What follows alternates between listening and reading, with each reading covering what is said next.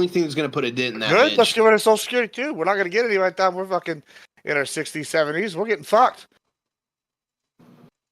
I mean, actually, I agree with that. Well, but okay, it's gonna get worse, losing out on close to $60 billion worth of legal tax income as they try to get rid of every illegal undocumented immigrant. Yeah, ship them to Rwanda. On our tax dollar, no less. So we're going to be spending money to get rid of people that bring money into the country. This is genius. Hey, listen, they should have came here legally. well, shouldn't have let 1 million in per year. Yeah, exactly. This is all the Democrats' fault, ignoring people's problems with this whenever we have brought it up. That look on your face. What you sow. I can feel the look on your face. Reaping what y'all sow. There's a parable in the Bible about this, where he throws the seed on the stone and doesn't take root, all this. Y'all remember that parable? No. I don't know what's worse, the fact that I get to see Trump back in office, or the fact that I get to hear Gibbs just fanboy for the next 4 years. Both can be bad. Fanboy. He was fanboy before that for the past 4 years. I don't think and it was bad enough as it was. I wanted to see him in the crippling pits of despair and agony, but instead, too bad I'm the prophet. I'm the prophet. I was right about midterms. I was right about this. I was right about the Penguin ending. I mean, I've been right about football predictions all season. Listen, I have entered my prophet. Just call me Nostra Gibbs. I can't. You're right for the same reason that Nostradamus was. The interpretation was wild because it's like banana plus orange equals 2. Well, yeah, the answer is 2, but not for those reasons. Well, first of all, whatever. I can give you, I guess, credit for whatever the Trump prediction, although, at the end of the day, it's a coin flip. But the Penguin prediction, that's not hard to predict. I predicted it first 30 seconds after we met the character what was going to happen. That's not a hard prediction. I'm not going to spoil anything, but that's not an off the wall prediction. It was an off the wall prediction. Nobody saw it coming. No, I was the only one spieling it. Nobody said it before me. I went on as soon as while the premiere episode was happening. I went on Twitter. You wrote it in your diary, dear diary. I literally 30 seconds after being the character, I was like, "This character is going to die, and he's going to represent one of these things." You just spoiled it. Yeah, well, I didn't say what character. I said within 30 seconds I was meeting the character. And the Penguin dies in the first 30 seconds. Yeah, there's the Penguin though. No, not a show. To be the character, yeah. I know. I'm about to run down to my computer, but Lethe, do you know where your associate is, or our person missing out here? Oh, she's on Wix right now. She'll be here in a second. Oh, we got a she. Yeah, so we're just kind of chopping it up until we get there. Don't ask anybody from that panel about Senate structure. So what was your beef? What was going on there? So, okay, this is something I hate that the left has been, I'm not saying the right doesn't do this, but the left has been especially egregiously bad about this. So the right, a lot of righties will do something, and they'll basically say, okay, we're talking about one thing, X. And I even took notes on exactly what Tulsi Gabbard said. She goes, here are the facts. And then she lifted a bunch of facts. The subject being biolabs in Ukraine. She goes, 25 to 30 U.S. funded biolab. That's a fact. They're conducting dangerous research. Fact. Ukraine is an active war zone. That's a fact. Dangerous or that needs more dangerous. So she's talking. Yeah, they're doing. Some of them were. What is it? Change of function or function, whatever the word was. I didn't write the specific term down. And then she said others were they're basically researching viruses that are very transmissible. So dangerous research, yada yada. Then she goes, okay, these could be compromised. Okay, that's a fact. Then she goes, okay, now like COVID, now this is where you switch from fact to now using an analogy. When you say the words now okay, that's now an analogy. And she goes, these labs need to be shut down because, like COVID, they can spread, much like the Wuhan lab is rumored or has been thought to have, because if they were doing the research or whatever, change of function. And so this, this disease got free. So even in the best of times, these are exact words, something could happen to where these go. She goes, in addition to this, 300 of these labs are funded around the world where they do conduct the set of research. Then referring back to the original subject, she goes, these labs in this war zone should all be closed down within the vicinity, if they're within, or ceasefire declared in the vicinity of the labs. And they have been sitting here pounding, she's talking about all the research labs around the world. And I'm like, that's clearly not what she's saying. She used this as an example of, hey, something bad happened at one of the 300 around the world or a similar lab, and then said, hey, in a war zone, it's a more chaotic situation. In this specific area here, we gotta yeah. shut it all And down. and then they started arguing over what the word vicinity meant, and said the vicinity could mean the whole world. And so I had to Google the definition of vicinity. So if Gibbs is looking up definitions, we're having problems. I don't because, really need a definition for that. Here's what I need to know: is the vicinity of said lab beneficial? Is that beneficial to said Russia? If it's a ceasefire in that area.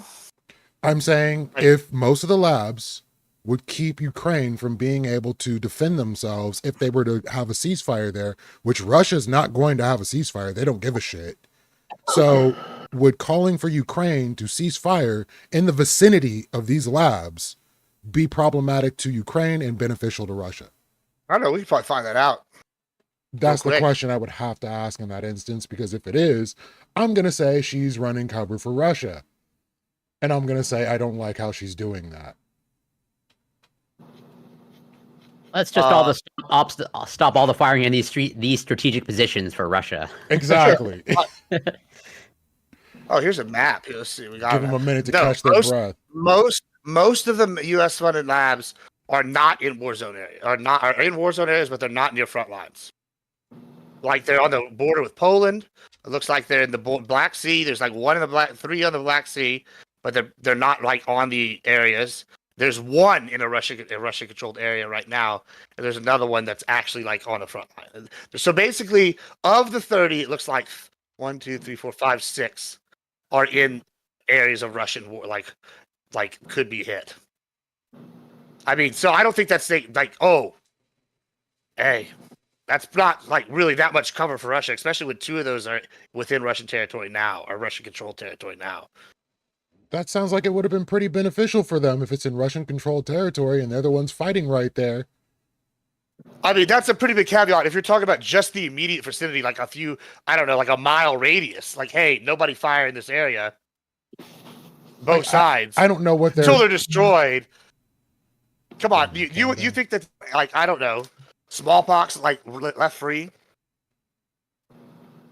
I mean, we don't necessarily know what it is. Would you define the word vicinity as meaning the whole world? No, that's goofy. Why would you even consider cool. that? Just glad we... Oh, because I don't know. It was brought up earlier. Kat? That's just a point. I don't know who said that. Do you think vicinity means the whole world, Kat? I don't think vicinity means the whole world. Okay, It can if you mean it in the vicinity of Mars. Yeah, the vicinity of Mars, maybe. Yeah, the vicinity of the sun.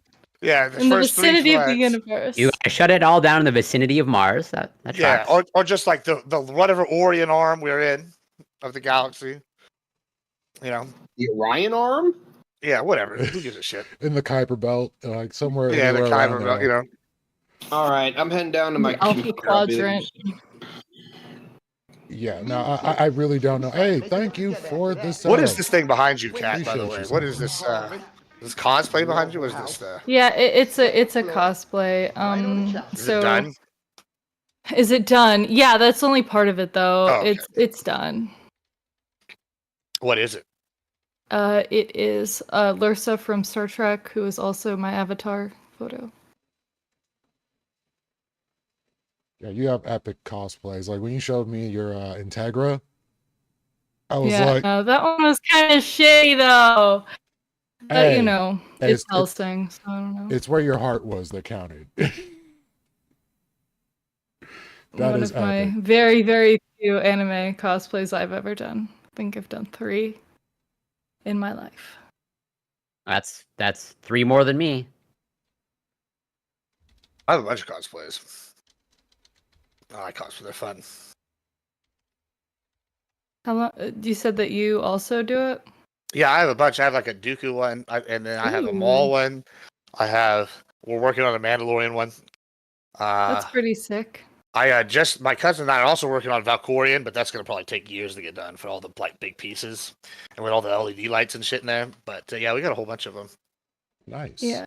And you do all the same, flips and kicks as under the Maul one. Yeah. I do all of them exactly. It's more like fall, because that's what I'm doing. I'm falling.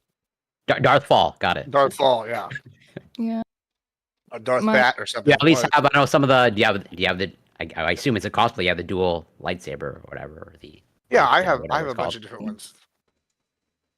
A lovely spouse is planning to eventually make the power armor from Fallout, which is gonna be like a big fucking thing, but he has a whole Oh, the plan power and armor? stuff. Yeah. I wanted to do like an all metal, and like Kevlar, like usable thing.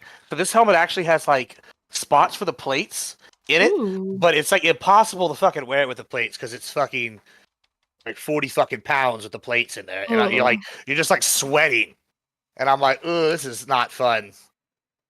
Yeah, and I'm At assuming you're all. wearing that outside of your 60-degree house. Yeah, outside of my 60-degree house, we're at like a convention center with a bunch of smelly nerds with the body Ugh. heat. Yeah, not the best. Yeah. Not the All right, best. yeah, sorry, I look scruffy as fuck. I have yet to get a good haircut. Happens to the best of us. Looks good to me. You gotta get the barber to come to you. That's the Y'all, secret. dude. Anyway. So Gibbs kidnaps barbers. Good to know. No, it would be lovingly. They love coming here. The Papa gives us. All right. So welcome one and all to the Minds of the Ecclesia panel. I am your host, Lethe Water Kai, and with me today, I have some awesome guests to talk about some amazing topics. And I'm going to go ahead and let everybody get an intro, starting with Admiral Gibbs. Hi, I'm Admiral Gibbs. We do a lot of degenerate things, and we argue about politics. It's some fun stuff. That's what I do. Check me out. Awesome. And with us back again after way too long, Corey Campbell. Well, yeah. Thank you for your patience, and also thank you for inviting me. Always grateful to be here, and always looking forward to make it when I can, and I always do my best to make it. Which I appreciate your perseverance in inviting me. I don't take it for granted. But yeah, you can find me on Twitch, CoreyCam84, Twitter, X, Instagram, Blue Sky. Although I think it's Corey Campbell except Blue Sky is just my name, Corey Campbell. But yeah, looking forward to it. And that is another thing. Everybody get on Blue Sky. Feel free to shout yourself out in my server and everywhere else so everybody can know where to find you. And with us today also, Katyusha. Glad to have you back. Yeah, nice to be back. I'm Katya. You can follow me on Twitter at Premier Katya. That's basically it for now. Appreciate it. And with us, the man who needs no introduction with the amazing hair that is a little sweaty right now, but he's doing good. Tiberius D. Yeah, it's good to be back. If anyone doesn't know, I'm actually trying to get away from the internet politics space. But Lethe keeps pulling me back in, and I bear responsibility here because one of these topics is pretty much my genius. But yeah, I'm a Birking conservative. I tend to piss everybody off because I'm not left enough for the left and I'm not right enough for the right. It's almost like a conservative with a little brains and a little bit of a soul still left. Which is why I can't stand this space anymore because you all ruin politics for me. So yeah, I'll be here with the grumpy old man vibes, and we'll see how it goes. Hey, welcome back to the fold, my dude. You can take that Yeah. any which way you want to. So, starting with laws protecting children from being used in their parents' social media on the rise. If we should be making these laws, what steps should be taken on their behalf? In 2017, 6-year-old Ryan Kaji raked in $11 million through his YouTube channel, where his parents filmed him reviewing toys. Last year, he earned $30 million, illustrating the stunning explosion of the child influencer and family vlogging industry. More than 80% of the children under 11 watch YouTube, and many become stars themselves, drawing in sponsorships, endorsements, and substantial income for their families. But the industry's lucrative potential has also raised ethical concerns over parental exploitation, labor, consent, and children's rights. As the stakes grow, so does the need for legal protections and regulatory oversight for these young digital stars. In September, California Governor Gavin Newsom signed into law 2 groundbreaking measures aimed at protecting minors who generate income through online content creation. These bills, Assembly Bill 1880 and Senate Bill 764, expand the state's pioneering Coogan Law, originally enacted in 1939 to protect child actors' earnings, to include child influencers and content creators. With more and more family vlogging scandals emerging, including 2 momfluencers whose videos racked up millions of views before they were arrested for shocking child abuse, these measures are among the first designed to safeguard underage influencers, their financial earnings, and to a lesser extent, their privacy. So, what should be done to protect these kids? Should we even be having kids doing this? Like, should this be allowed? How should we handle this? Starting with Gibbs.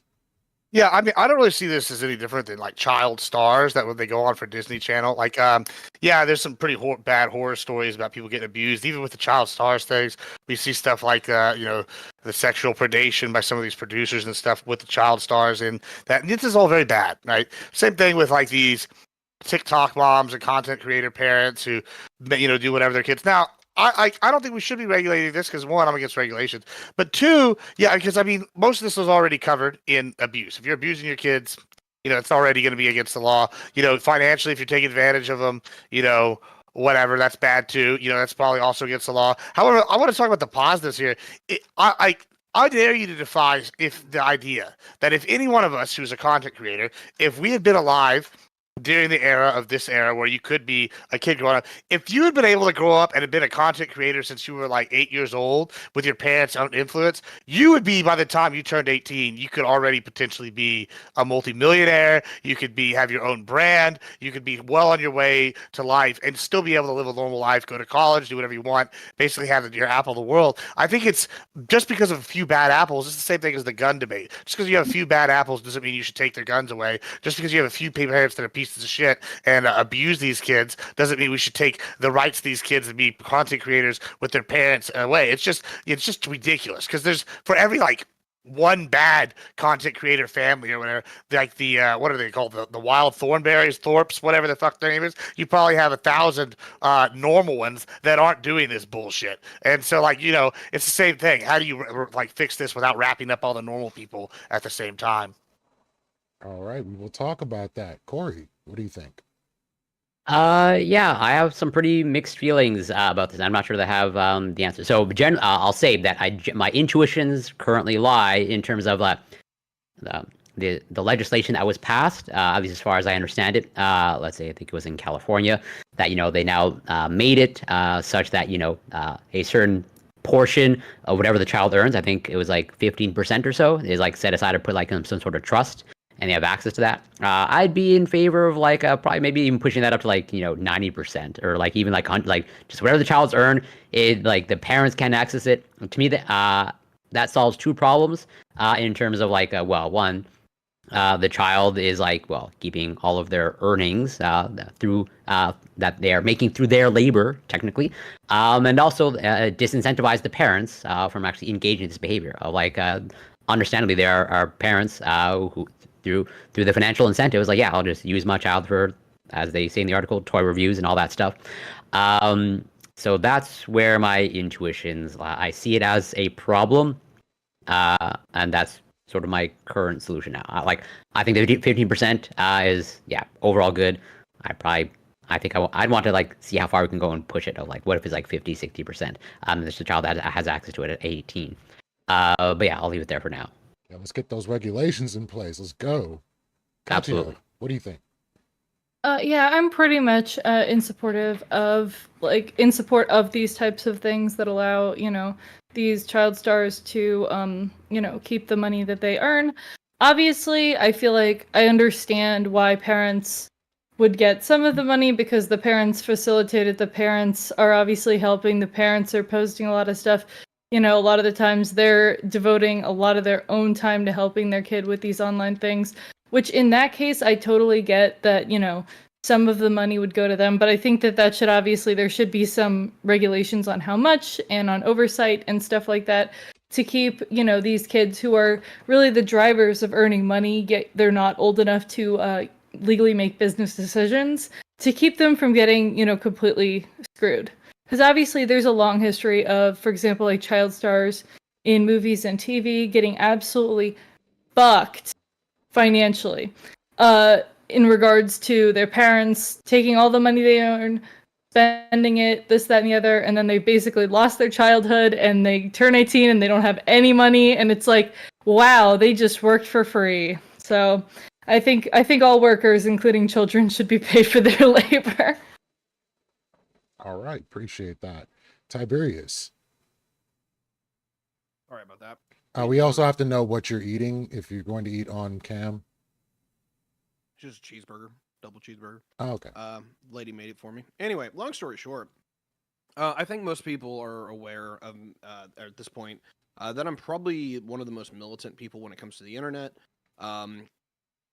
There's about 6 different ways I can take this conversation because of the intros that are already been done, and the problem is I want to take it my own. It's definitely going to relate to topic 2, but in the long and the short here is like the internet is incredibly pervasive towards almost every industry that it touches. Whether it be the child stars, whether it be YouTube and Twitch, is that it really incentivizes a lot of terrible behavior, and I want to see that kind of kind of put down a little bit.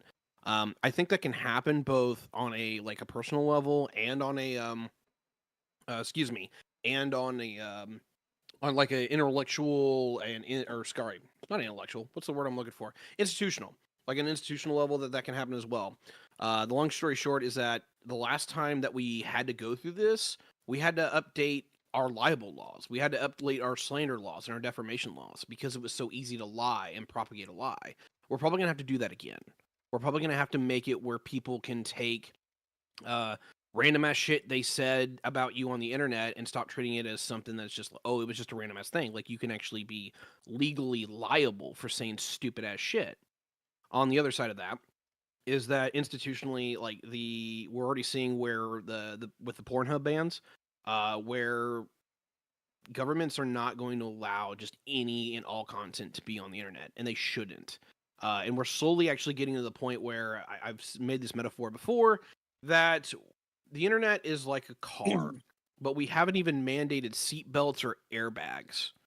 We really are running without any of this being largely secure or governed. And so, with the end of my soliloquy, I simply say that this has been a long time coming, and the only sad part about this is that it hasn't happened sooner.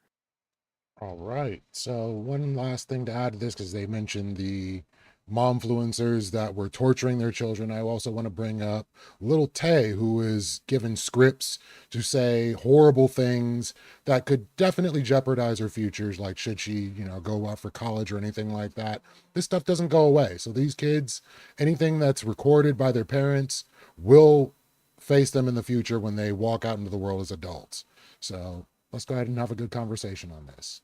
Well, I want to push back and change this little form of this conversation a little bit. I hate this idea of like, hey, we're going to sit here and decide what like maybe this is maybe as far left as I go. Who are we to sit here and go and tell people what is terrible behavior? Right? Like, who are we to judge and be like, you're conducting terrible behavior? It's your individual liberty as a conservative to do whatever behavior you want and raise your kids however the fuck you want. That's crazy to me that we're going to sit here and try to moral shame them for being content creators or do something crazy. The little Tay thing, that's interesting you bring up, could follow them the rest of your life. However, let's go with the little Tay argument.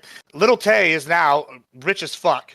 Right, and probably was never going to be a, I don't know, Rhodes Scholar if we had to wager based off anything I've ever seen. So what would you say it worked out for? I would say, yeah, it worked out for her. Yeah, she might not ever get into Harvard, but now she's going to be a millionaire, right? And so when I'm sitting here looking at this, I imagine if whenever Twitch had first dropped, if we'd all been as wonderfully been inclined to be like, hey, let me get on the streaming train early and start streaming, just by nature of grinding, you can make it. I disagree with everybody in my chat and anybody in any chat that says grinding is not the sole factor in this. Because it was grinding that included community building. But look at Action Man. The man was a heroin addict. He would stream 16 hours a day, every single day, until he hit a certain size, and then boom, now he is one of the biggest people on Kick. He's sitting here self-sufficient, not a heroin addict. Look at this girl was just on Kai Cenat. She had over 200K followers on Twitch and has been streaming for 1,104 days straight.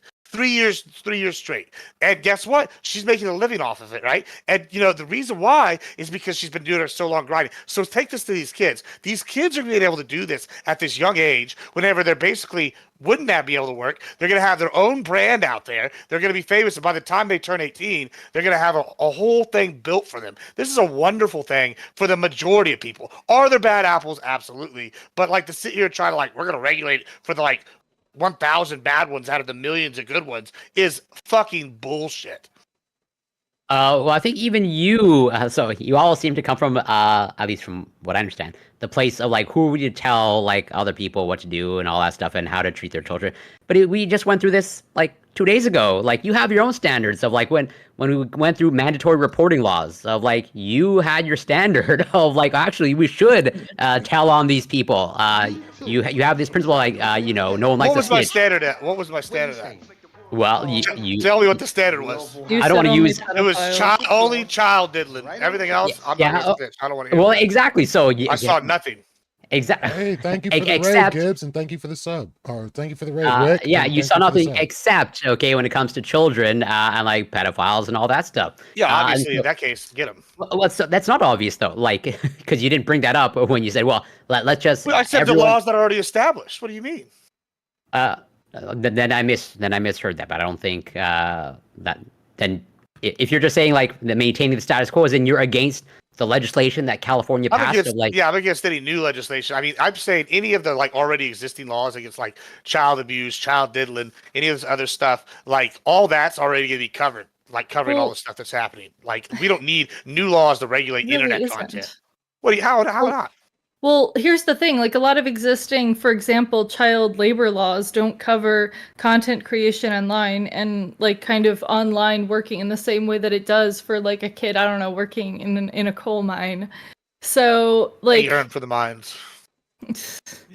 so like stuff We like saw the that, trailer. as well as like parents, like a lot of the stuff regarding actual abuse, right? We do have that covered. A lot of this stuff regarding labor, payment, and stuff like working, hours or whatever with, when people are able to do certain things, we do not yet have covered.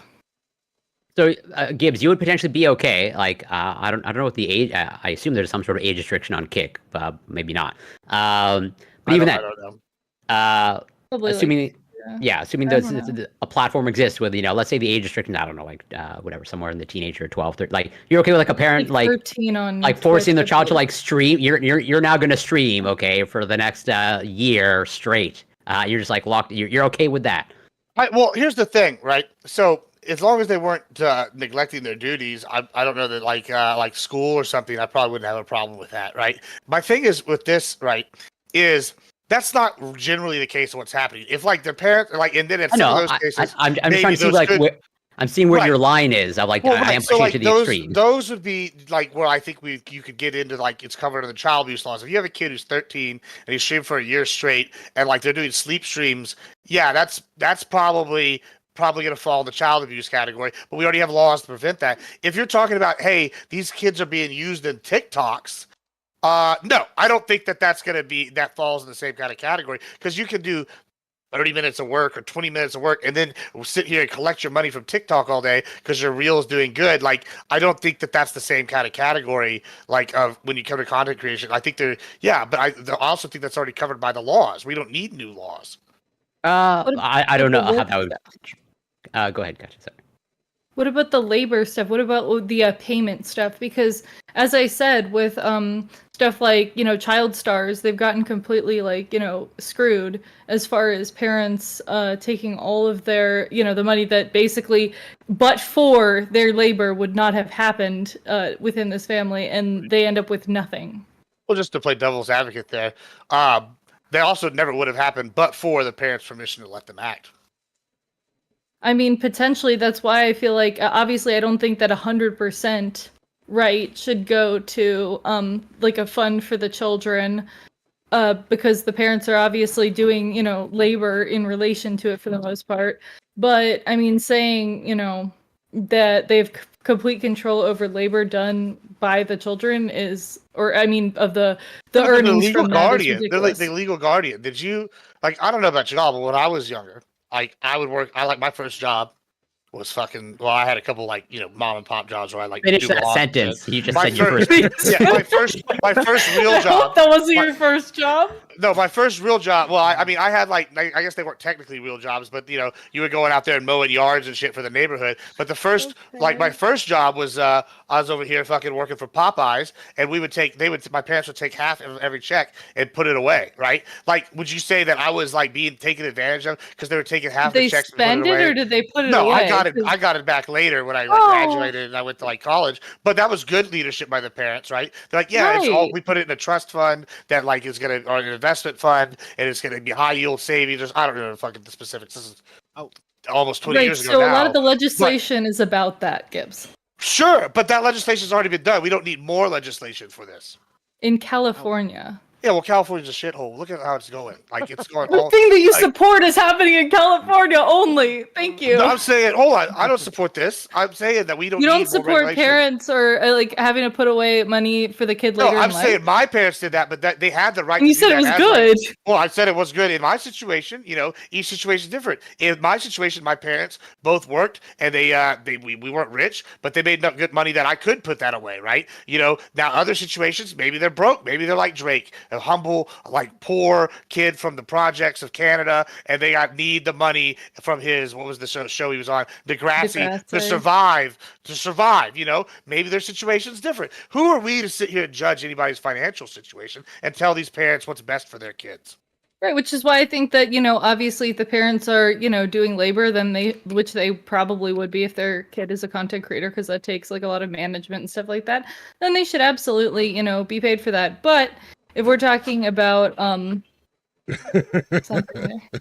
if we're talking about like somebody just getting all of the money from the kid's labor, like that's crappy. If the parent is doing, work to support the kid, they get some of the money earned from this stream of income and that's still not enough, then I mean, obviously, if we're gonna be capitalists and we're gonna be free market here, shouldn't that be the parents' problem to try to amend the situation instead of relying on a minor to be able to make it by? Like, they're grown. What are you doing? When he's done, I definitely want to go. Well, you can go. You can go, Tiberius. Yeah, so I want to split hairs here because on one level, ethically, I don't have a problem with this as far as or where Gibbs is coming from, where it's like, hey, look, a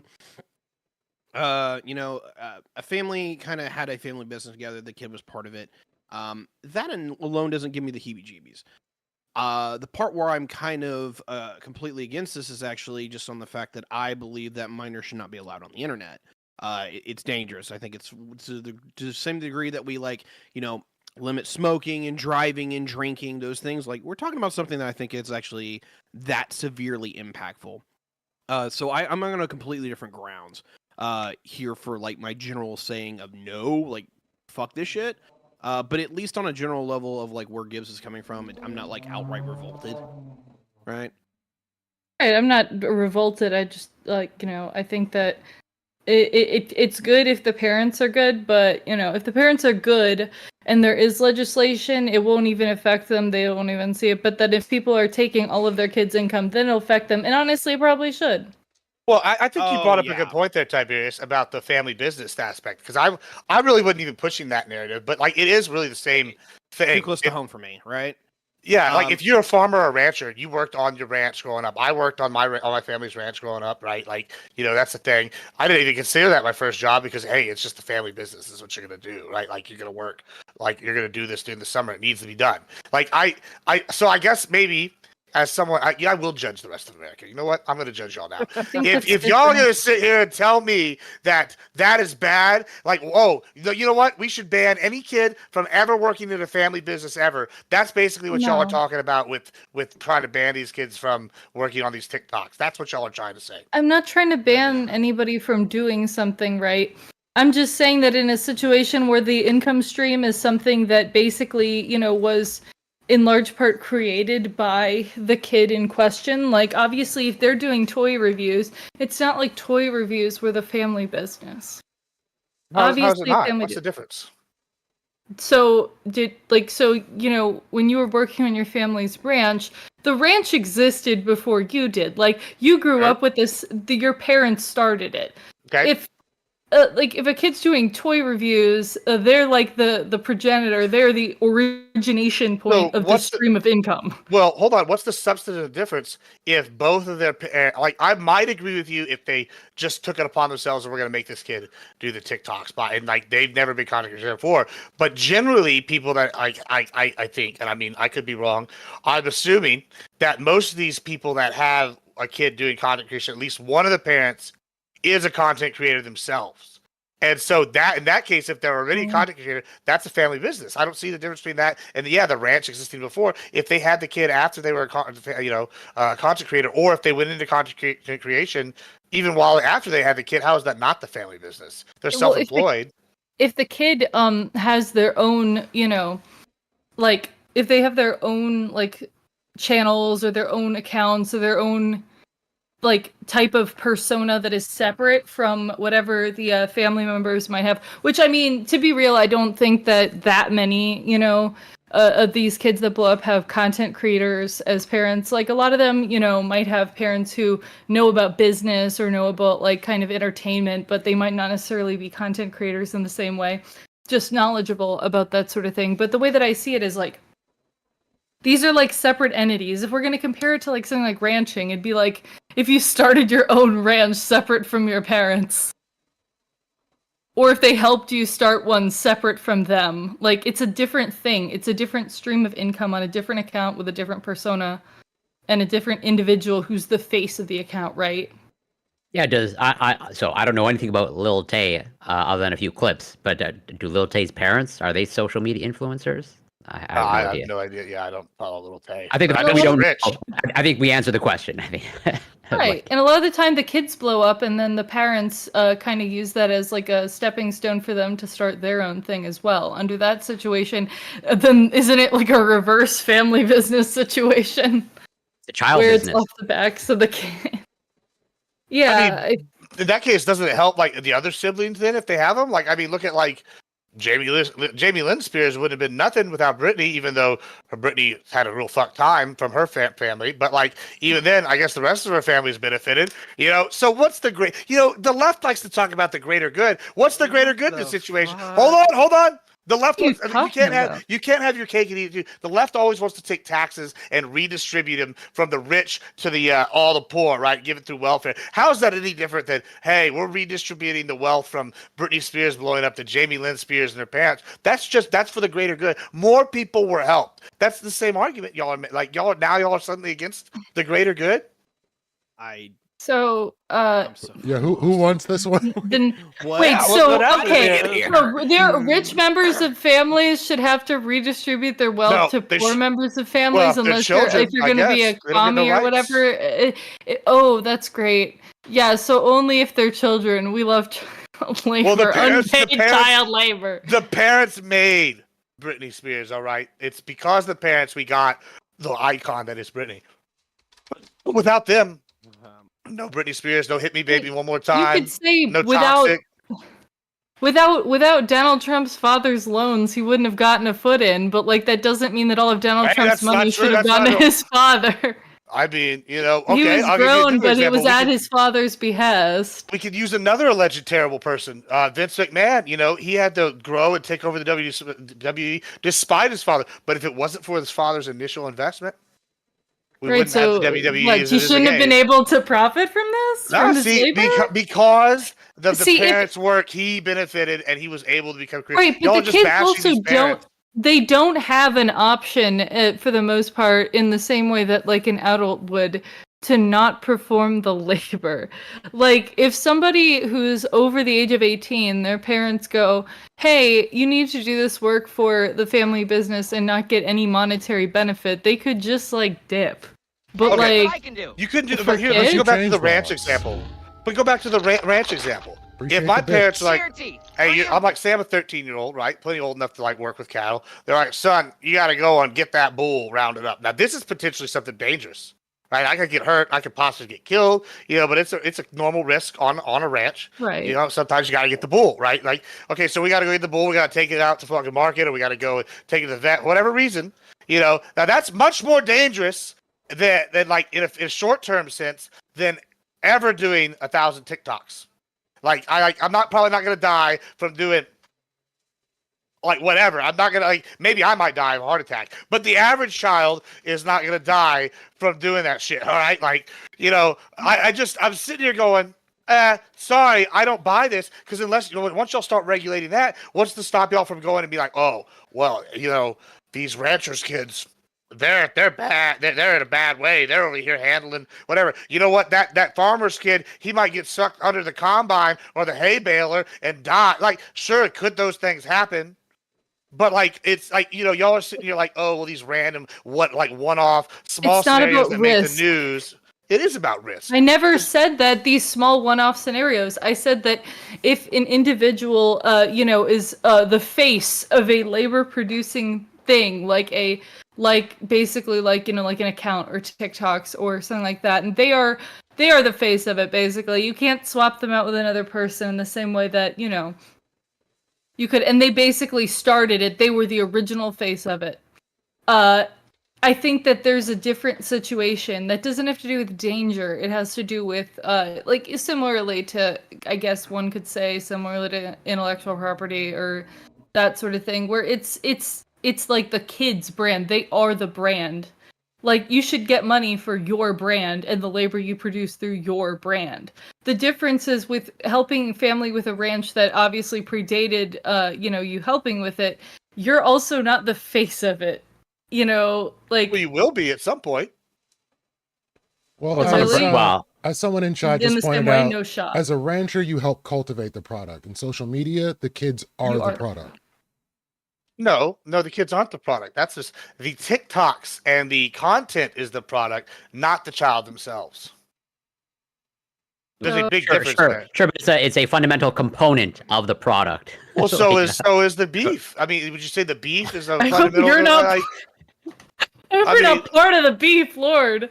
You go out there, you're like, oh, we got to drain the pus. I don't understand. Like, we had an example where I was bleeding from my eyes from doing that. Like, I haven't seen his lower half, so I don't know. Maybe he is part of the beef. I never said you never bled from your eyes, Gibbs. I was bleeding from my eyes. It was bad times. We were on stream when it was happening. Yeah, it was really bad. So on this particular, I like the way you went with this, Gibbs. So let's say you had to work as a child and you made no money. Like, your parents gave you absolutely nothing, or your family gave you nothing from all the work you did on the ranch, and you came out with nothing. You still had work experience to show for it, and your future wasn't tarnished from any materials that came from the work you were doing. Nobody's going to say you can't get a job because you worked on a ranch. But if you did some TikToks where you said some pretty radical things or had some pretty radical views that were not your own, were the byproduct of the ranch, how do you feel about that? Well, I would look at it like this. I would say, well, I don't see a substantive difference. If I got injured working on the ranch and I couldn't do physical labor, like say I broke my leg and I permanently was not able to be like a track star or something, like, I might never play football. I might never have wrestled. I wouldn't be able to get the wrestling scholarship I got in college. I wouldn't have done a lot of like if you got injured, I'd be the same risk, right? It's a risk. You're taking a risk. You're trying to make it, right? Everybody's trying to make it in America. It's the American dream. Like, let's go back to the little Tay argument, right? Okay, sure. She might have said some stuff she don't believe, right? And I think we found out a lot of it. It might have. I don't know. A little iffy. Hold on, we can come back to Tulsi the Bay, Gabbard. All right, and first of all, be correct when you're talking about the future rogue. Oh no, you're talking about her being hot. I didn't get a chance. Oh darn. Yeah, she's a Bay. But secondly, let's go back to what we were just talking. Oh yeah, the things being said. Little Tay is all right. From everything I've ever seen of her, I maybe I'm wrong to assume this. I know a lot of people assume this about me. I would say it's probably not a real high value intellectual person. She's probably not going to be a Rhodes Scholar, like I said before. However, now the bitch is going to be a millionaire for the rest of her life, probably. And she'll always have a name she can fall back onto and a brand if she ever needs it to. Like, people can bash Mia Khalifa for being a porn star, but now, Mia Khalifa had a little gaming platform thing for a while. She can always fall back on her name, whether it's tarnished or not, because once you have a name and a brand, you always have something to fall back on. So, you're asking me to feel sorry for someone that's going to be a perpetual millionaire as long as they're alive for the most part? Yeah, I don't know. I'm not buying that one. That's not always the case, especially if their parents were to take and spend all of their income. There are many cases, especially with stuff like child stars, where people get completely screwed. Their parents mess them up. the work that they've been doing, has caused them like a lot of, issues, like especially more so with like in-person kind of Hollywood stuff because of the pervasity, especially in the past, of like drugs and stuff like that. And people are in a less of a state to earn money, and their parents spent all of the money that they previously earned. So I think that stuff like that should be Yeah, protected but what against. percentage? I mean, that's already like something they go after for people. Well, wait. Well, wait, Well, so how is it harming other people that aren't part of that for them to put like a percentage of Because money aside? you're putting a regulation on people, like, and you're like basically judging what they like. Okay, to let's put it like pay this. workers? I No, hope. you're sitting here going, hey, we know what's best for these kids better than their parent. That's what y'all are saying. That's Yeah, I know it's actually best kinda for those who perform labor to get paid in exchange for that labor. True. Like, l- that's Well, crazy. Corey was trying to All say right, hold on a second. something, and then Yeah. Ty. Well, I just wanted to clarify, like Gibbs, are like you're potentially okay with like the parents keeping 100% of the child's whatever money they make. That is Until they turn permissible. to you. 18. I mean, yeah, as long as the parents aren't No, breaking as the in laws, like taking the they kids. keep no, they keep and spend. Like Yeah, it's until they turn 18. Yeah, they're the parents, No, no, legal no. parents, and legal guardians. Like, just to make it explicit, as in like when the parents are keeping the money and they are spending it. It's their income. Yeah, So the until child until the kid turns 18. Yeah, they should be Okay, able to do that. Okay, all right.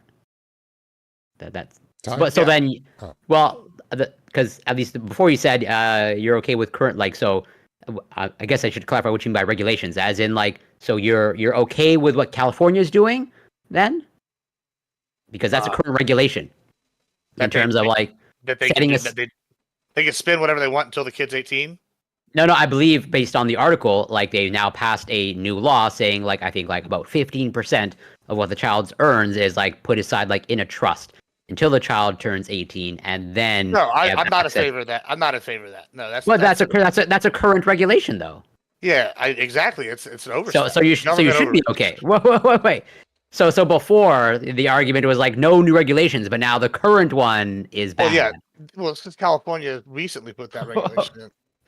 Oh, so you're against just recent regulations. I'm against that specific regulation. I like the idea that Okay. like the parents don't know what's best for their own kid is ludicrous to me. Wait. We're gonna go back to the same thing. Even you agree that many parents don't know best. As in, if you saw a parent diddling their child, you wouldn't report that, or you would. I would report that. Yeah, we don't. Okay, okay. So you Yeah, but would it's say only- that's a very small percentage, Joe. Gibbs, who are you? Who are you to say that you know better? Who are you to step in between this parent who is Sure, trying to listen, I think there's a difference between a sex crime and the idea that, hey, the parents are financially responsible for a child until they turn 18 and have power of attorney and like health issues. And, we have, I know y'all are going to take umbrance with this. Like there's examples of where, religion has gotten in the way of kids getting like blood transfusions and stuff and the kids died. And like, that's bad. And that's tragic. I think it is sad, but the cases where that has happened are so rare. Yes, they make the news, but it's not like every day 10% of kids are going to the hospital. Their parents are saying, "Oh, I'm of whatever cult." And you can't give them blood transfusions. Same thing. Like, yeah, the sexually abuse stuff. Yeah, there's a reason why that's regulated. There's a reason, as opposed to what California has done, is going, oh, no parent nationwide, or at least in their case statewide, is financially literate enough to take care of their kid if their kids are working within a family business. We know more than you, and we're going to make sure that you have to do this. Whenever maybe they could use that money to better their kid's life in the meantime. Like, you don't know what they're doing with that money. So, like, yeah. I mean, Go ahead. yeah, a lot of people, I mean, this wouldn't even affect that many people as far as, like, who are doing the wrong thing. Everybody else who's, like, treating their kids fairly, like, this wouldn't affect them in the slightest. I mean, it's like, and would you bring up the example of, by the way, of, like, the people who are, part of religions where people don't get medical care or whatever. Obviously not when it comes to blood transfusion, but when it comes to other stuff, specifically vaccines, by the way, just saying it, a lot more people claim to be of those religions to get exceptions for vaccines than are actually part of those religions. So it does affect more people than you think. True. So, yeah, here's my child that I'm forcing to be in online content for free. Yeah, are you paying your cat right now? Like, if I go get Garfield, am I supposed to give Garfield 15% of the income of what I make on stream while he's on there? 15% of the cat food has to be set aside in a trust. The rest you eat it, I guess. The rescue, yeah. As long as the cat is in 30% of your materials. So if the cat is in 30% of your materials, you got to set aside 15% for Yeah. their Yeah, well-being. that's why I make Insurance? sure that Rue's appearances are very, very few and far between. So I can exploit her labor. Yeah, at the end of I the day, hear you. you see people like Corey Feldman, you see people like Macaulay Culkin, you see people, Yeah. all these people that have been taken advantage of by their parents along the way. Like, thankfully, we learned since Shirley Temple that there need to be protections for these kids, and we have them in movies and TV shows. Why shouldn't we have them for social media? And I'm curious then Gibbs. So then, are you in favor of also abolishing all child labor laws? Like you were at me before, like send the children to the mines. Yeah, I mean, throughout That's a history- yes in the affirmative. Possibly. Yeah, It depends I what mean, those child labor laws are. in some places that's beginning to happen with older teens. Don't you worry. In Florida, there are quite a few, under 18s who are able to work in phosphate mining, which is a real thing, by the way. I mean, like why should the 16-year-old be able to go work on an oil rig? What about an 8-year-old? On an oil rig? Why maybe not- are we doing this? Where you're away from home and is away why from you ruin education, everything. usually You for could go months do it at in a the time. summer. Yeah, do it in the summer. You go 3 months on in the summer, come back, and you're like got several Okay. $1,000s bankroll. Like, what's wrong with that? Yeah, so you're okay with an 8-year-old like on an oil rig? That's An permissible. 8-year-old? I don't know about an 8-year-old. Maybe Well, like a coal mine. Gibbs, who are you to know better? Maybe than a these coal parents mine. that- Yeah, I okay. don't know about an like an oil rig. Oil would be a little hard for them. You got to understand complex machinery. A coal mine, they can just need a pickaxe. Well, I'm sure they can be assigned to some menial task on an oil rig. They don't have to be drilling and using them. Like, and who are you to say that they're not qualified? If some manager on an oil rig says, "Hey, this 8-year-old," if they parents sign a contract and release the power of attorney, then I guess I'd be okay with it. I don't know. All right. All right.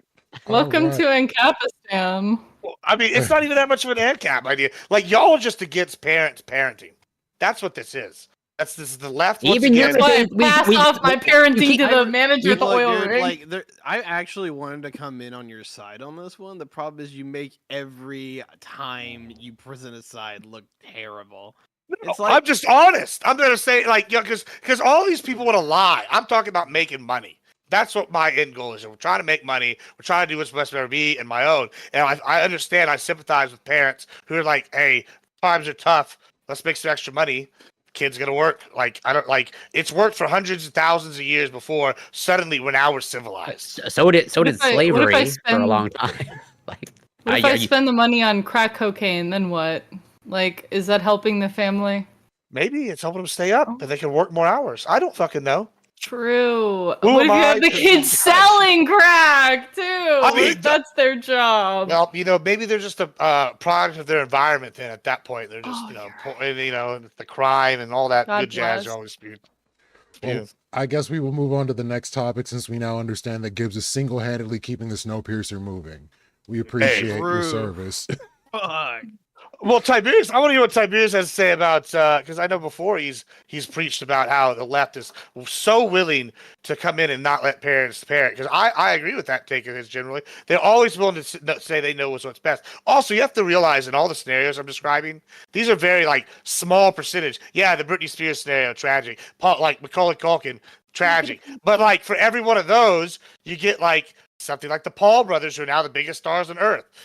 That's two people right there. And guess what? We have two people. And even then, Britney Spears is pretty rich. Jamie Lynn Spears, pretty rich. I mean, are you telling me I should be sad because Britney Spears is doing knife dances and she's got psychological damage while she's living in a $55 million mansion? Trauma can overcome the fact that you have a bunch of money. She's got Why do rich people commit? That counts for something. I'm just saying, y'all didn't care whenever Texas ranchers bitched about all these problems on the border. Why should I give a shit when a millionaire has some psychological damage from having to work as a child? Boo-hoo. I think the it's I not think the just that damage that of Britney caused her Spears psychological. is a little bit more measurable. If you want to say you're acquiring She's under a psychological damage, conservatorship as a grown-up. What about Macaulay Culkin? He's in gonna be what, the next season of Fallout? Should we just not like? Yeah, I mean, I guess Oh, he's never yeah, gonna benefit. he is. He's never gonna benefit from Wait. acting ever again, despite his terrible Yeah, upbringing. Is that what Macaulay y'all saying? Culkin. Yeah, is he gonna never be able to act again? That's great. Anyways, sure. I mean, I feel like if, like, obviously, if they're performing work, they should get compensated for that in a way that it's their money for later on. Because you know what? What if they don't? What if they do fizzle out? Then if they have money, set aside, then they can go to college and like. They got a kind of resume. be That's what they miserable got on there. there now. Now they can use it as a resume. So, I danced on TikTok is not really a resume. I enough, made zero money. Please for a hire lot me. of It can things. be. It can be if you put the right thing on the way, spin it the right way on the Is resume. that you're Oh gonna be my the professional God. resume writer for these fucking kids? Hey, I got a job at a law office one time, and part of the reason they said they hired me was because I had put like the content creation stuff, and I explained it to them. If you could put it in there as a good way, as a Don't resume you have writing, like yeah, degrees though? I do. I was part of the reason I would listen when you're competing against other people of equal value, and they look at the like other mitigating factors. My other stuff stacked up better You than have a theirs. degree in. I'm just curious. I don't remember. I have a degree in political science, a minor in history, and 3 certificates of political theory from the Bush Library at Texas A&M. Lovely, cute. That's my undergrad. Yeah. When I was gonna when I was thinking about where to go to college, I thought about Texas A&M, but then I decided to stay in state in The Florida. best. You could have so- joined the cult. It's fun. Ooh, right. I have my suspicions on it being the best based off of what I Right. observed. Rabbit is asking Gibbs if he thinks Jazz Jennings' parents had her best interest in heart in mind when they transitioned her as a child and wrote it all the way through her teens for profit. I don't know who the fuck Jazz Jennings is, so I can't comment. I think that her identity and everything is legitimate. I just obviously, her parents were profiting off of her situation, which is a lot of the situation with people who are, kids as far as like in reality TV and stuff like that when it's surrounding their life situations. But yeah. Well, I just got hit by a giant spider. Sorry. What? This crazy Latina just threw it. Look, see this thing? She's like hit me with a spider here. What is happening at your fucking house? The spider now God gets damn. I got questions. I don't even know. the spider I'll now give my gets closing statement 15%. on this. Yeah, please Yeah, do. this Charles. spider's now getting 50% of my revenue from today. Look, I was gonna try to back up Gibbs here a little bit because while he was making some the points in about the worst fucking way possible, or at least for me, it comes down to I do have a problem with how children are kind of being taken away from their parents, and I don't want to say that in the hyperbolic sense. I want to say that in the regards where like there's clearly a level where we should engage with how do I put it? CPS should be called when shit happens, right?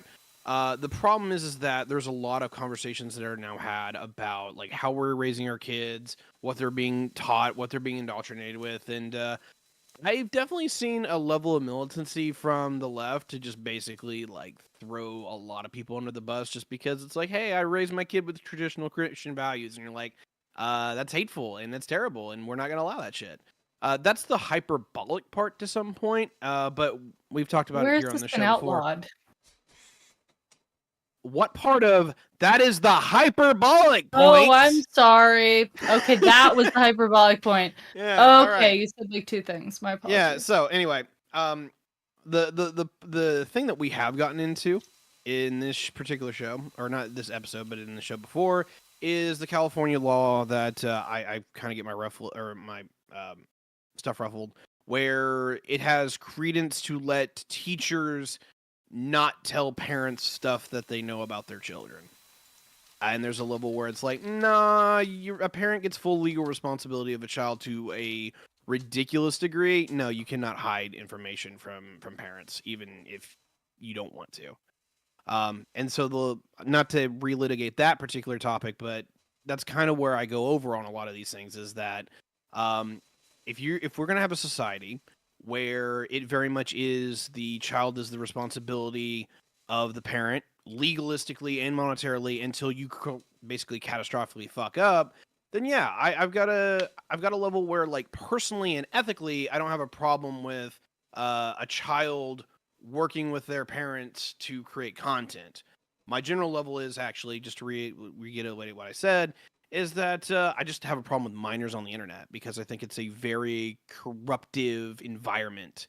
I think it's a very poor environment for people to socialize in, actually. I think it's one of the reasons why our teenagers and now young adults are expediting themselves at record numbers, is because of how bad this environment can actually be and how you are not equipped to handle that as a minor. So anyway, I will get in that in topic 2 because it's Section 230 reform. Well, I actually just want to clarify something. Ty, what we just said. We said children not equipped. Would you say like they're inherently not equipped, or they're not given the tools, or both potentially? I don't know how to frame this correctly because this is kind of one of those, like, I don't know how to whisper to the right or the left on that conversation. So I'm just going to say it in the way that it works in my own headcanon. We declare children as dependents because we recognize that while they will develop into what we hope is fully functional adults, is that we recognize that they are not capable of both having the force of will to make good decisions that are in their own benefit, but also they don't have the defenses of experience and basically the knowledge that the world kind of sucks to actively tell bad actors no, right? And there's clearly some people who mature better than others, yada, yada, yada. I think the internet is such a fucking horrible place, actually, that throwing a child into that is like literally throwing them into the Shark Tank. So I don't know if that answers your question, but maybe that at least gives you another avenue to attack that from, if not. It does. I'll just maybe ask a follow-up just to maybe as in, do you think it's possible that there are some children, like obviously there's a line, I'm not saying like toddlers, I agree with you, like probably up until the age of like, I don't know, 7 or 8, like they just can't navigate just mentally the internet. But like maybe past that, do you think there's some like demographic of children of like they could be taught to like navigate the internet in terms of like responsibly surfing the internet and all that stuff? Okay, so there's where the split is, the responsible part. I don't think the internet is terribly hard to navigate. Like granted, I'm a nerd, right? Like, but I remember And the you early yeah. days. I remember the early days of the internet, and like easily before I was 10, I could figure out how the fucker worked and how to get to most places that I, if in theory wanted to go visit, I would go visit. The other side of that conversation is like, at what point do children become adept at being able to defend themselves from the veracity of the internet? That one's a harder question for me to answer by a long shot. And the reason why is pretty straightforward. I think there's a lot of adults that are not even equipped to handle the veracity of the internet. A lot of us may have grown up with it, but I'll say that seniors don't really seem to understand remotely how it works. Millennials kind of either have a love-hate relationship with it, and Gen Z, which now functionally are mostly adults, are literally like glued to their phones. And there's a level where like the internet doesn't leave their life, and I think it's very clear that that's a very toxic thing. Yeah, I don't disagree. The only thing I'll say is as an observation of like, from what I can tell from my own experience, of like Gen Z, really great at navigating the internet through their smartphone, but like they're overall, in my experience, like technologically like inept. Like when I ask, let's say, Gen Z students for a screenshot, they'll take out their phone and like take a picture of their monitor, and they'll email it to me. I've done that if it's like a time emergency, but like, Yeah, but sometimes it like, takes I mean, a with while. stuff like that, like, what the heck? No, they're 'Cause, literally like, not I mean, aware of I've like the noticed screenshot that. feature, like at all. Oh, brother. Yeah, Like, like I feel great, like great on phones, but on computers, it just like seems to, from my experience, it's just like Yeah. no idea. right, especially when it comes to stuff. I mean, like with like files and like like nobody knows how to format a hard drive anymore. It's crazy. Yeah, I'm Gen Z. I'm firmly in the Gen Z category, but like the first computer I ever used was Windows 98, so I You're like the learned tip of through the spear of that. Gen Z, aren't you? Well, What are you it's born in, not like, just that. 97? I'm 23. It's not just that. My parents are boomers. Oh, okay. My father was 2 years away from being silent generation. So, okay. right. So yeah, so I did get that kind of experience of, I guess a more like millennial-esque childhood, but like, yeah, so many people don't have that. And I also went to school in the time where, you know, they were teaching tons of computer stuff in school. You know, like they were my school was really good with that. They were having us learn like Word and PowerPoint in kindergarten.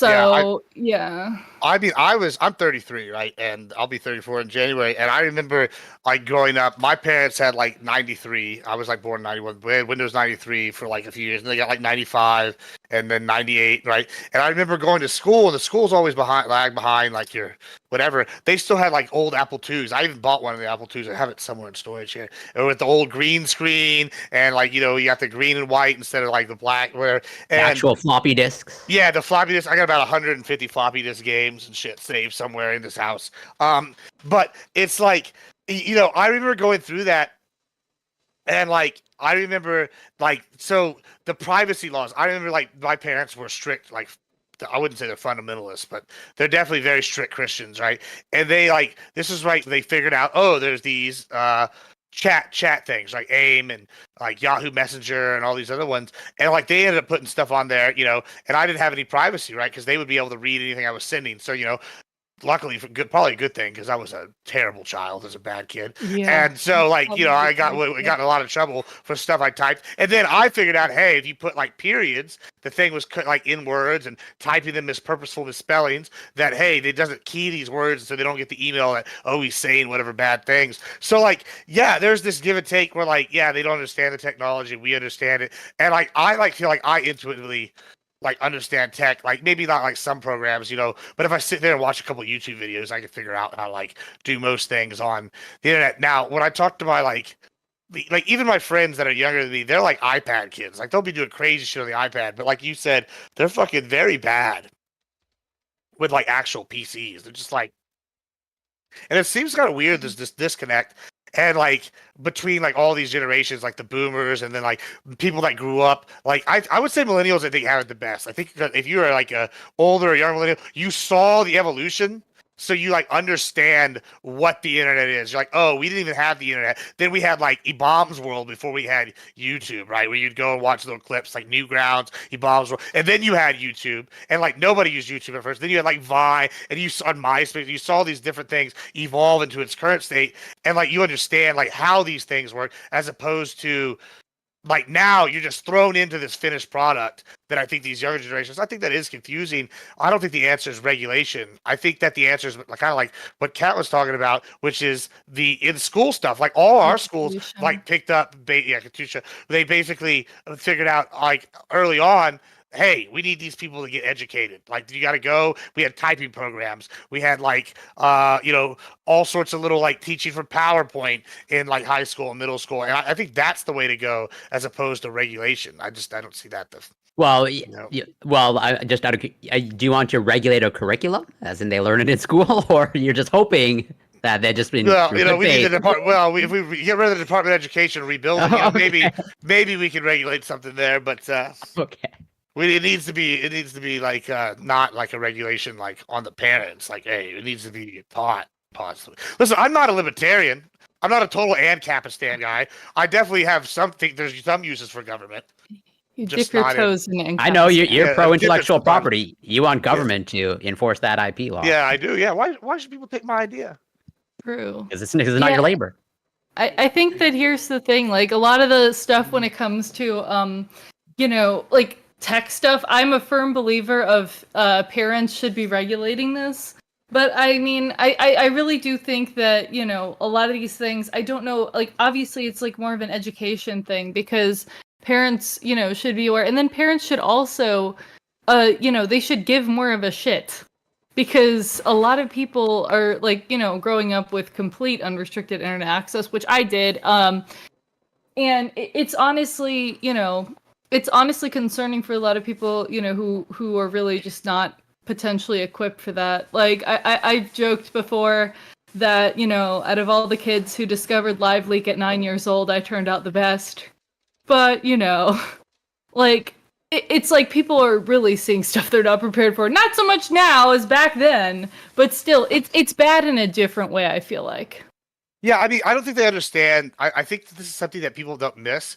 Is like everything's become safer with the internet, like to some extent. And I know, like Tiberius might reject this, but like, do y'all remember giving your computer literal aids to download music with like LimeWire? Like, it's safe. I can go on, I can just rip it from YouTube now and not like having any consequences. But like back in the day, you would sit that on there and you had dial up, so you'd have to hope nobody interrupted, and then you had to hope that you actually you got the thing you wanted, and then oh shit, it's not, it's viruses, surprise, or it's like, oh, it's labeled as this and it's actually porn, or it's 6 hours of turtles fucking squawking or something, and like they fucking, you know, and you would just guess it. Now we know, oh, well, piracy's bad, you know, A, and then B, don't do piracy, Twitch. We agree. We know piracy's bad. Sorry for the caveat. But yeah, back in the day, yeah, LimeWire, you would do that shit. But people don't think about that now. Napster before that. Does nobody Napster, remember yeah, Napster? Napster, yeah. LimeWire was after Napster was shut down.